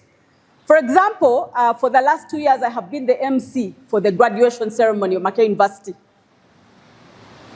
Perhaps it doesn't augur well to have a veiled woman. You may know some of these things. But why? And by the way, I'm one of the shyest people I know. I'm a very shy person. The first students that I taught in law school, maybe 2003, 2004, some of them are here. I was a very shy person. I still am very shy. Don't I look shy? No? But you learn to practice and put yourself out there and allow yourself to be critiqued and challenge yourself and be consistent. Do the same thing and try it again and get up when you fail. So in terms of the challenges and the opportunities, the challenge is lack of consistency. The opportunity is to try and do things again and again and again. Avoid overcommitment. Don't do too much. Stay disciplined and stay accountable. Ani go swalira. I couldn't put it better. Sometimes our local languages help us. Ani go swalira intellectually or professionally. Socially, it might be your father. Ani go swalira for your professional life. Akukwase nsonyi. To say that 3 years down the road and your law firm is still like this, get a mentor, get someone and be accountable. And also learn from setbacks, but seek support. Ladies and gentlemen, men are suffering. Men are suffering and Muslim men are suffering. You're graying. Kanso kankaka. Look at your gray. Men are graying, men are stressed. There are too many demands. So are women. Women are also stressed. But for us, we talk about it. We have our social support. Men don't. Find social support either within your lawyer groups, either within your, other professional groups, and vent. And, find someone that you can speak to. Seek support. Because sometimes it doesn't always work out as you want it to. So briefly, that's what I'll say. Consistency as a pro and a con. Thank you very much. I've seen colleagues who have overstayed in employment. You are in a big law firm, you're comfortable, you take longer to establish yourself. Those who are in civil service, they want to cross over. They want to cross over when they have retired from active service. How competitive are you going to be in private practice? So the timing is a big resource in you establishing the firm. What would be ideal, someone asked? I want to believe apprenticeship or training of a minimum of 5 years and a senior advocate. Present, like the previous speaker has said, present in practice, active, would be sufficient to arm you with enough experience, both in practice, in management, decision making, and other issues that have been raised. So time to me is a big resource, because these 5 years, the other resources you'll have gained. You'll have enough capital in terms of money. You've been saving. You had a goal. I want to merge everything. Dr. here said, have a goal in life. Goal is what? 5 years, I'll be with Mr. Makera, go set a farm. It means I should start saving towards achieving my goal. So in the 5 years, you can raise sufficient capital to start a farm. 5 years, you built enough clientele base that believes in you, that you'll be able to move away as you leave Mr. Makera. So to me, 5 years is sufficient. How do we attract clients? There is no hard and fast rule on that. But it is by doing everything we have been hearing since morning. Right from his lordship, when he took us through his journey, to what Mr. Makera has presented, to what Doctor has presented. We have to do all those things to make ourselves attractive, because you need to know you are not the first lawyer. You are not the only lawyer, and you are not the last lawyer. So how do you package yourself to be attractive? We need to start with our own constituents. Our closest is your family. If your family can't trust you to give you a case, why do you think a stranger should trust you to let you handle their matter? You have legal issues at home, everyone knows you're a lawyer, no one runs to you. There's a question mark. Ask yourself, what am I doing right? So start with your inner circle. We have colleagues we have studied with. They are running companies. They're employed somewhere. You never get a referral. Your phone never rings. Please, we have a legal issue. To run a ring if Arsenal is playing, are we meeting? Or if it's a dua? Or if it is a funeral? Then you ask yourself, check yourself, what am I doing right? So focus on your innermost constituents. your family, your peers. They are the ones who will give you a platform to be recognized by the big players. You can't start from nowhere. You start with those who know you. So if they can't trust you enough, then you should question what is the issue. So client attraction is a big issue. Packaging. We are in the era of branding. How you brand yourself, how you present yourself, how trustable are you? Are you sincere with yourself before even being sincere with other people, but with yourself? Do you believe in yourself? It's a range of issues. You don't have enough time. But so many things that you need to do to make yourself attractive to a client. Now, retention. How do you retain a client? I've noticed my little years of practice. Most of our lawyers are arrogant. They are rude. They have no empathy for a client. You find a client can't even talk to a lawyer. He's timid. You ask him what is wrong. Hey, my lawyer is very complicated. Then you deal with somebody as though it is a one-off transaction. Advocate-client relationship is a long-time relationship. You should be able and willing to let go for the good of the relationship. But we deal with them as if it's a one-off. I won't need them tomorrow. You can't compromise. You can't let go. So retention is a big challenge to all of us. Unfortunately, it's not taught anywhere. It is the field that teaches you how to retain the client. Mr. Makera will tell you their clients he has been with since 1995. He still has those clients. But if he told you the story of retaining them, at times he has accepted to lose for the client to benefit.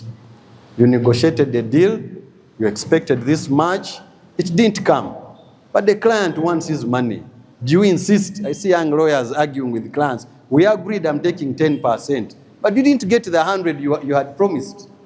Weren't you willing to adjust your 10%? So that ability to be flexible, have empathy, be understanding.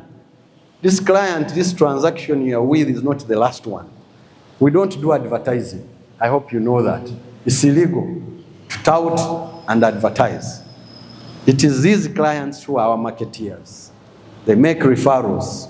Serve him well, hold him well. In the circle he survives in, he'll tell there is Mr. Kaketo, go and talk to him. That's how all of us get clients.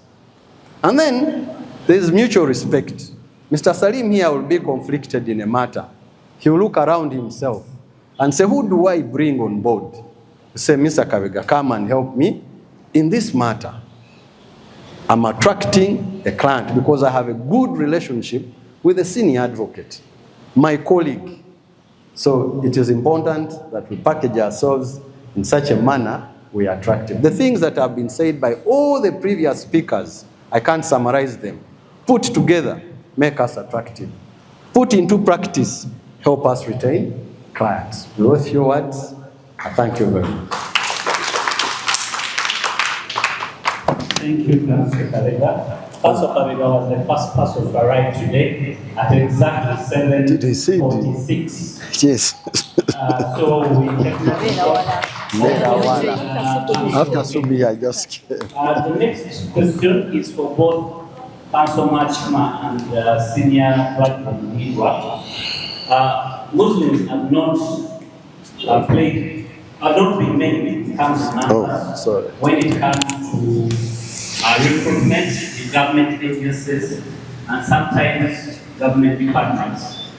What have been the pros and cons towards career progression for you in particular as Muslim lawyers, and how can these young ones learn from that experience?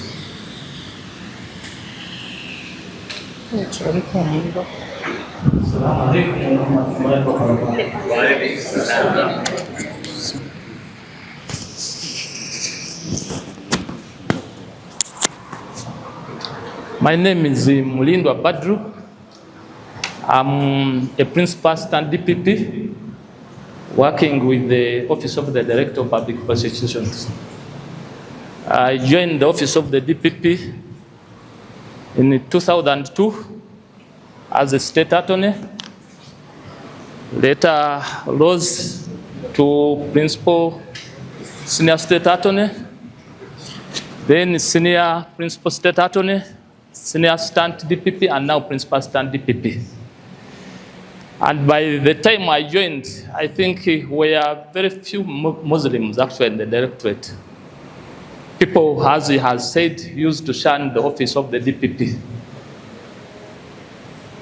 One of the reasons probably could be the directorate used not to pay well. People prefer places where they could get some good money, but the office of the DPP used not to be among them. But as I talk now, the situation has improved, and they have doubled, or not doubled as such, they have multiplied our salaries several times, and now everybody is trying to join the office of the DPP. I think another reason also why probably very few people used to apply to join the office of the DPP, I think there was some sort of like, people used to call it discrimination, whatever, that Muslims were shunned, were being whatever. You couldn't find people on the panel. If you probably look at the office of the DPP and the most senior person, and mind you, I joined in 2002, and I was senior, but I was a senior state attorney, and you had no senior person in the whatever, in the hierarchy. And you couldn't expect any person to be on that panel. You could do whatever, any Muslim to be on, because if he was, could also probably consider that we have taken have taken this so many Catholics, whatever, at least let us bring in one Muslim. But there was nobody to say so. And that one probably affected the Muslims. Muslims were not willing to join the office of the DPP. But as I talk now, the situation has improved. We are talking, we also talk, we raise some issues. And we have formed also an association of Muslims in the directorate. And we also have a forum. We usually discuss such issues. And as I talk now, the number of commissioners on public service commission who are Muslims, and they have also been helpful in probably making the both balance. And we have a number of Muslims now who have been recruited. I remember on the recent recruitment, we had about, is it between 8 to 10 out of 106, whatever. And that one was as a result of the effort we had put in order to see that there was some bit of improvement as far as the recruitment of Muslims is concerned. I think as far as you are concerned, as far as you are concerned, the office of the DPP has improved, and I could recommend you to join the office. First of all, the pay has improved. People who used to get 500, now it has been multiplied by 11 times. And people don't want to move because the last intake, I saw people were from MPs also applying to join the office of the DPP, which used not to be the case, which shows that there is quite a big improvement. But as far as you are concerned, we are concerned, you have to prepare yourself if you want to join the office of the DPP. It's a difficult place to join in, but when the Public Service Commission advertise, please apply. And when you apply, what do you, because that's what we need as far as we are concerned. After you have applied, then we shortlist you. We shall call you for whatever, for interviews. And from interviews, we expect you to answer some questions. And some of the common questions we expect you to answer. They will ask you some question like, can you tell us about yourself? They want to establish whether you can express yourself. Secondly, they also need to know about your CV, because you can summarize it in a few minutes when they ask you to talk about yourself. They also ask about general questions like who was the Chief Justice or the first Chief Justice of Uganda? You may find such a question. How many members of parliament do we have? Who is the Secretary General of African Union, UN? And when you are preparing for interview, read widely, read the newspapers, read the act that creates the institution you are joining in. For example, if I want to join the DPP, office of the DPP, look at Article 120. It will tell you the mandate of the DPP, what is required in order to be a DPP, what kind of work you are supposed to do. All that one you can get it under Article 120 of the Constitution, because we don't have a separate act that creates the office of the DPP. Secondly, you should also expect questions like something related with integrity. These days, the issue of integrity is always in the newspaper. You expect such questions. They will ask you whether probably you have ever had any challenge about your integrity, things of that nature. There is, in fact, whichever government institution you apply to, you should always you should always look at the act creating that, that institution. I've ever had an experience. One time I applied for a job in the former NIPAT. I don't know whether it's still there. I wanted to become a registrar. But surprisingly, I went for an interview when I had not read the NIPAT Act. And one of the questions, one of the panelists, what I know somebody told me was favoring somebody from Rwanda, from whatever, who was also among the applicants. And when the man realized that he asked him a question related to the act, I told him that, I had not addressed myself to the act. And as far as Rod Denning said, a good lawyer is the one who knows where to find the law. Then the man realized that this man was not going through. And then he kept on, posing similar questions from the act. And as a result, I failed the interviews. Now, it's very important that when you are going for interviews, probably in a certain organization, look at the act that creates that institution. Otherwise, I don't have much to say, but I encourage you to apply and join the office of the DPP. It's now a better place to work in. We sacrificed for you when you were joining, when you are still earning 500,000, but now you can get your untaxed millions without any complaint. I recommend you, if you need to consult us, whatever, if you need our advice, we are there for you. And I'm happy there are numbers of people who consulted us in this recent interviews. And surprising, I also feel happy when I move in the corridor and I saw them, because they consulted us and we advised them what to do, and they managed to make it. I therefore encourage you to apply to join the office of the DP. I thank you.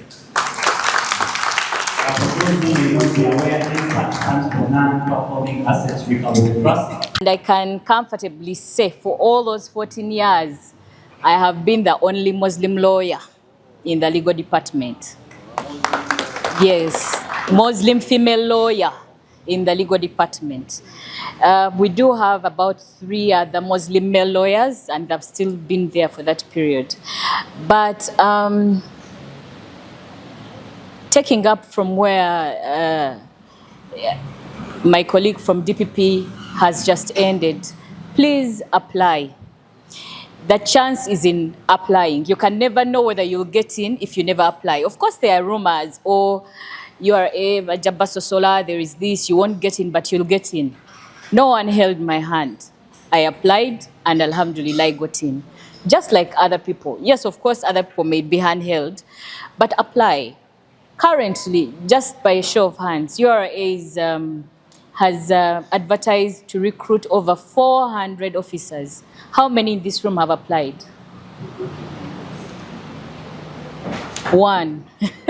And we are all here, and we want to join URA or DPP or Makerere University or something. But the applications are still ongoing. It closes on 10th. Please apply. If you do not apply, you won't know. The one thing you should know as a Muslim, once you get shortlisted in URA, you have a very high chance of being retained. Why? Because we are very few.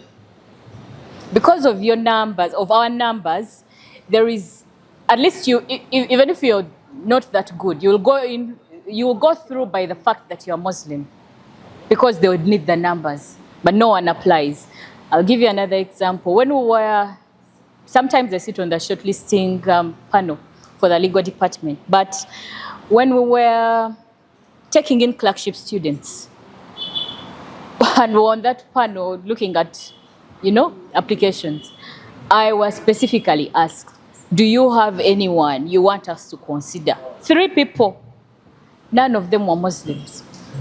I didn't have any, because none of the Muslims applied. But you see, we still go back and say, they don't give us chances, but we never take the chances ourselves. Please apply. It goes back to what Dr. Zahara said. Set your goals in life. What do you want to be in life? What is your goal? Yes, we are all lawyers, but what is your goal? My goal personally, when I joined URA, was to be the best female tax lawyer in Uganda. I can guarantee you in URA, even if you checked on Google, you will still find my name. In litigation, you will. I have argued cases of millions. I've argued the heritage cases, the total cases. But that was my goal, to be the best female Muslim lawyer, and I achieved it, alhamdulillah. But then, all of us here, what is our goal? I might have had that litigation angle. You could be, your goal is to be the best board secretary, Muslim female or Muslim male, boy child, Muslim male secretary or something, but have a goal. And once you achieve it, be comfortable with it, set another goal. Be comfortable to move out of our comfort zone. A number of us believe that when we are lawyers, we have to be litigators. No, we don't have to. In URA, we have lawyers, people who are lawyers and are in customs department, in domestic taxes, in procurement, because you still need to interpret the law. You still need to read the Customs Act. We have the legal and bonds. You still need to give them guidance. Even in domestic taxes, you need to look at policy and legislative drafting. You don't need to be a litigator. I was a litigator for those 15 years, and now I am managing tax arrears. It's still under the legal department, meaning any unpaid tax, I have to manage it. I have the responsibility of seeing that it is paid, how it is paid, and when it is paid. And it's still a lawyer's work. Whereas we think it's only litigation. We also have board affairs. Currently in legal, I think in all these 400 openings, I think legal has about 30 openings. And so far in this gathering, only one person has applied. So how will we get ourselves to improve if no one takes it up? Even if it's not legal, and it's in DT, it's anywhere, please apply. DPP here said DPP is one of the best. Currently it is. It's a very good employer. Their salaries are untaxed. Of course, you'll come to your here, they will tax your salary. But it's still a competitive employer, and it's still a good employer. Now I need to talk about, of course, those are the pros. There are those other cons which still come about from the fact that you are Muslim. URA is not a Muslim organization. First, once you appreciate that in your head, you will have a very comfortable life. Because it's not a Muslim organization, of course, we have a majority Christian population, and we are very prayerful. But it goes back to your upbringing. You're Muslim. What are you doing in fellowships? What are you doing in in morning glories? You're Muslim. You can excuse yourself, go to the kitchen, go to anywhere, let them pray. Just like at 1 o'clock, you will also go and pray, and no one will tell you, oh, do not pray. But because they are the majority, you have to appreciate that that is a bit of work that you will have to endure. I'm grateful to URA in that they recognize the Muslim population. We actually do have a mosque that even holds Juma prayers, and we all go there and pray. And so it's a choice of a person. If the person doesn't pray, if a person changes their religion, if a person doesn't veil, they do not necessarily limit the veiling at all. It is a personal choice to veil or unveil. It all depends on what you want. Basically, I would also want to remind you to study further. Please study. You're all lawyers. You have one common thing. You all have LLB and legal practice diploma. What small thing makes you so unique to be different from the other? He mentioned the questions that are asked at interviews, but I can guarantee you, as a person who sits on panels, on interview panels, your job, the decision on whether to take you up or not, is made in the first, in your response to the first question. Tell us about yourself. The way you answer that question is what is going to determine whether they give you the job or not. Someone is going to sell themselves while you are going to say, oh, I'm a lawyer with an LLB.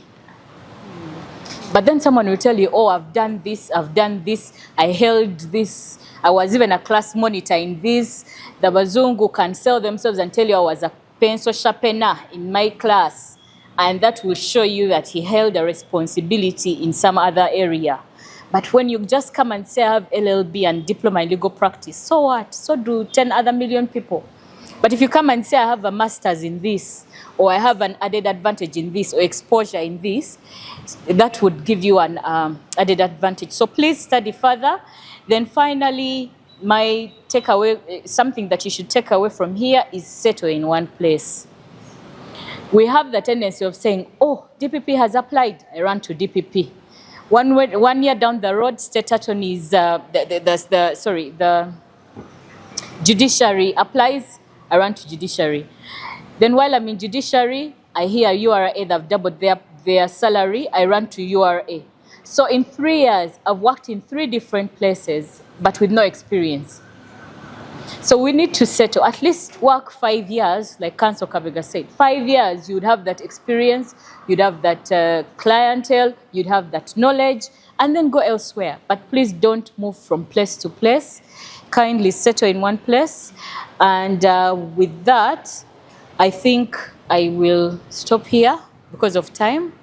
Thank you very much. Before you take lead, allow me to recognize Council Fatum Amal. His son, she has been our representative, Central Region, on the ULS, but she's now applying for the post of Vice President.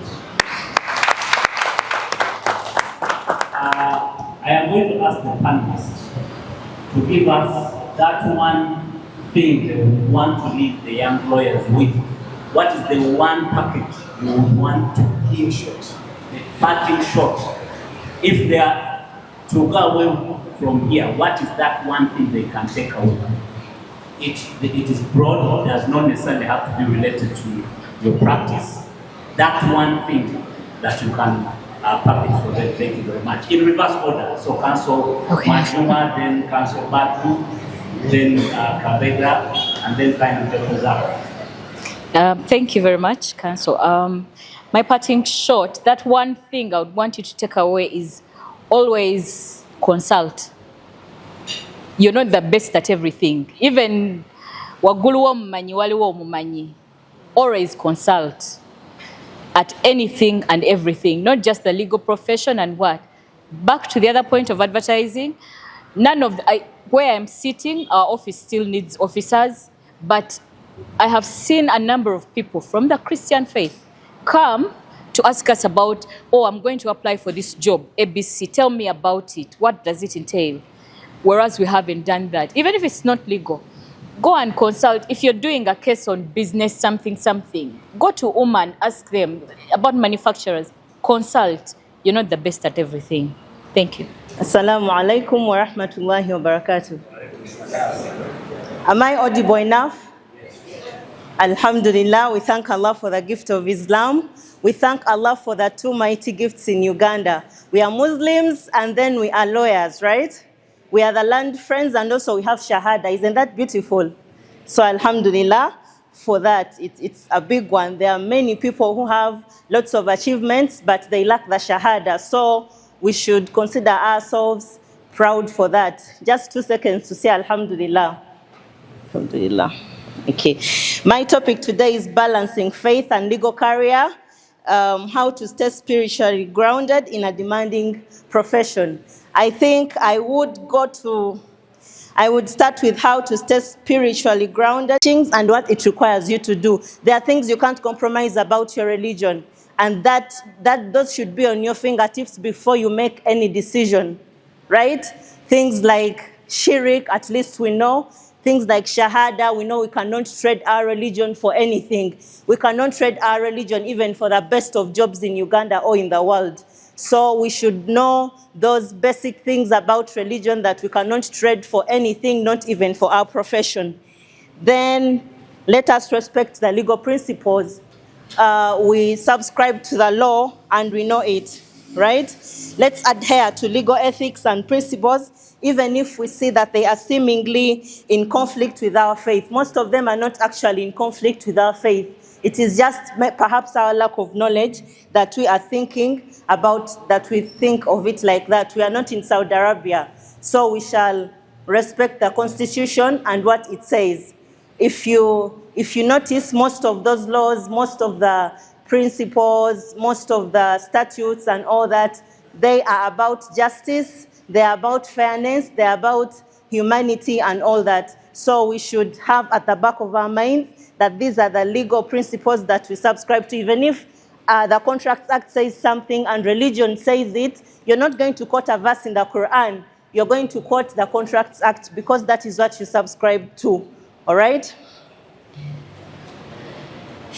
And then let's stay up to date on the legal developments. We need lawyers who are intelligent. We need a lawyer to stand in court and they have all the signs of a Muslim. They have the sigda. If she's a girl, she has the hijab on, and then she's just pouring out matter. Like you just feel like, she's just pouring out intelligence. Let us have a feel of that among our Muslim lawyers. There is a quote that Dr. Hafid loves to say.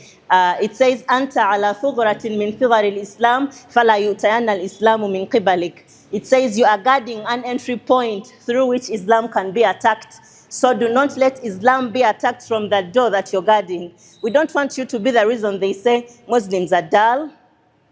We are not dull. We need to revise our cases, know our cases. Don't let a client remind you of a matter. Don't let a client sit there. They are not advocates, but they feel like, this guy doesn't know my case. Don't allow that to happen. You're not only shaming your client, but you are shaming the Muslims. You are shaming the Muslims. They will talk about us and say we are dull just because you did not revise your matter. And then let us be open-minded. Let us consider different perspectives and be willing to adjust our approaches whenever necessary. We usually have a challenge of thinking that we know it because we are lawyers. And as a result of that, we don't allow advice. We don't take advice from even colleagues, from our seniors and all that. But we should always be open-minded, be open to receiving and learning like they have been guiding us. Then let us discern our values that align with both our faith and legal careers. You can identify the core values that align with both my faith and the legal career, such as honesty, such as truthfulness. You don't always have to be that lawyer that is a liar or the lawyer that takes on the bad guys. Like, you're guilty, no problem, go to counsel Fatina. It doesn't work like that in our religion. And then explore Islamic legal career paths. You can do Islamic banking. I did Sharia, Islamic law, and I'm using it, alhamdulillah. You can explore such other career paths so that you get some knowledge on how to balance between your religion and the practice and the legal career. Then have your religious principles intact. Hijab, don't compromise your hijab, the girls. And then the boys also, your salah and all that. Have a routine for yourself. It will help you to build your religion. Have a routine. As a must, you must pray. Despite your busy schedule throughout the day, at least make sure you have the 5 daily prayers. That is what Allah is going to ask you first before they ask you about anything. So have a routine as a Muslim that you cannot compromise, okay? And then do not allow to reach before Allah in a state where you are so successful a lawyer that you forgot to earn a place in Allah's paradise. That will be the most loss for you or the most loss for me. How do you reach Allah and you are one of the prominent lawyers that was talked about, but then you failed to remember that you needed to work for a place with Allah? That will be the biggest loss. So let us not allow it. We need to find a spiritual support network amongst our fellow professionals. This legal profession is too demanding that it can drain you. It can drain you and eat you up, and you forget that you need to, that you have an obligation with Allah. So keep around circles that always remind you about Allah, that always remind you about your obligation, the other side. And if these circles are professionals like you in the legal profession, it can help. You can help each other to see that you can balance between the two. And last but not the least, let us have continuing religious education. Let's not allow to be more knowledgeable in our career and when we know nothing in our religion. We need to balance the two. Have a Quran circle, get yourself a Quran teacher, learn a hadith or something like that. Just the way we do continuing legal education is the way we should do continuing religious education. Then we make our work a religious calling through purifying our intentions. We know very well that everything you do can turn into an ibadah depending on the intention that you have for it, right? So let us consider it. Lastly, our work, let us work to be legally rich. We need rich lawyers, we need rich Muslims who can support the ummah. There is this verse that says, وَبَتَغِ فِي مَا آتَاكَ اللَّهُ الدَّارَ الْآخِرَةَ وَلَا تَنْسَ نَصِيبَكَ مِنَ الدُّنْيَا. Use everything that Allah gave you to look for to earn a place with Him, but also don't forget your portion of the world. We understand? We are Muslims, we are more entitled to Allah's favors than anyone else. So don't have that mindset that Muslims are meant to be poor and all that. We need you rich, so work to be rich. We need rich, Muslim, successful lawyers, bi'idhnillah. That's it. Sorry, I had to rush through them because of the time.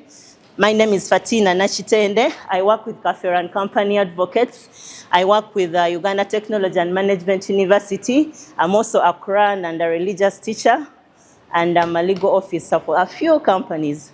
Thank you very much. Assalamu alaikum. Secretary General, the program was packed. Next time, CEO, Secretary General, we need to have a program that is flexible for the young lawyers to share what they are going through. Because it is one thing for us to tell them, do this, don't do this, do that. If we don't get to know what they are going through this feedback, then we may be addressing a different problem, when actually their struggles are different. So next time, I think we are going to mobilize something else that would help us to bridge the gap. I also want to thank those who contributed resources. As we normally tell you, we are still struggling as Umlas, but members individually contribute to make sure that we are able to sit here and exchange ideas without charging the younger lawyers, because they are already struggling. But the comfort you must have, all of these people have been younger lawyers at a given time. All of us, we've been young lawyers at a given point in time. The difference that is going to matter in your life is what have you been doing in your younger lawyership. Have you been on WhatsApp? Have you been complaining or working on yourself? Some of you, you work less because you are saying you are underpaid. When I started to practice law in a law firm that Senior Makela knows very well, we were being paid 200,000 Uganda shillings. And I was renting a room where I was paying 150 a month. But I would start my day in office, I would be the first at 6. And I will leave at 10, I will be the last to leave. And my classmates were asking, but they must be paying you well. We were being paid 200. But that was not my business. I didn't go to that law firm. I went to learn. And you could only learn by being able to be productive. Every partner would want to give you his or her work because you will produce the results. Every lawyer, senior associate would want you to be doing their work. I would not complain, put it there. I would do it. 4 months in the place of work without calling anybody that I want a pay increase. They were calling me, now what do you have to say? Because they knew I was on my way. What value have you contributed to demand for that better pay? These law firms are business enterprises. They cite a resource to keep. So if you are always to complain, to say you are underpaid, that's what they will take you to. But produce, create the value, they will start panicking. Because you've solved their problem, clients are not complaining, clients are saying you are the best. Yeah, send that younger boy, send me they now don't disturb the senior partner. So if you can grasp that, the rest will be history. Allah is in charge. If you fail that, you will complain to the end. Apply for these jobs. You've heard these people. I'm always on the platform saying you cannot complain that you are not given when you are not at the table. Apply and seek guidance. With that, I want to thank the organizer, CEO, Secretary General. Thank you for putting this up. It has been a struggle, but I think this should be a start going forward. And I want to encourage you young lawyers also. Umlas is about to renew its leadership. Please join and take leadership responsibility. Next month, we will have a general meeting for that purpose. I want to thank my honorable here. She has been very supportive of Umlas. You've seen Uganda Law Society being responsive to many of our issues. Things don't just happen. There are people working behind. She has been very instrumental. And Isaac, I want you know Isaac, Shagaba. These two people have done us proud in their responsibilities at the Uganda Law Society. As she stands for vice presidency, I want to assure her that depending on your assurance, that she has our vote, she has our back, because she will do better.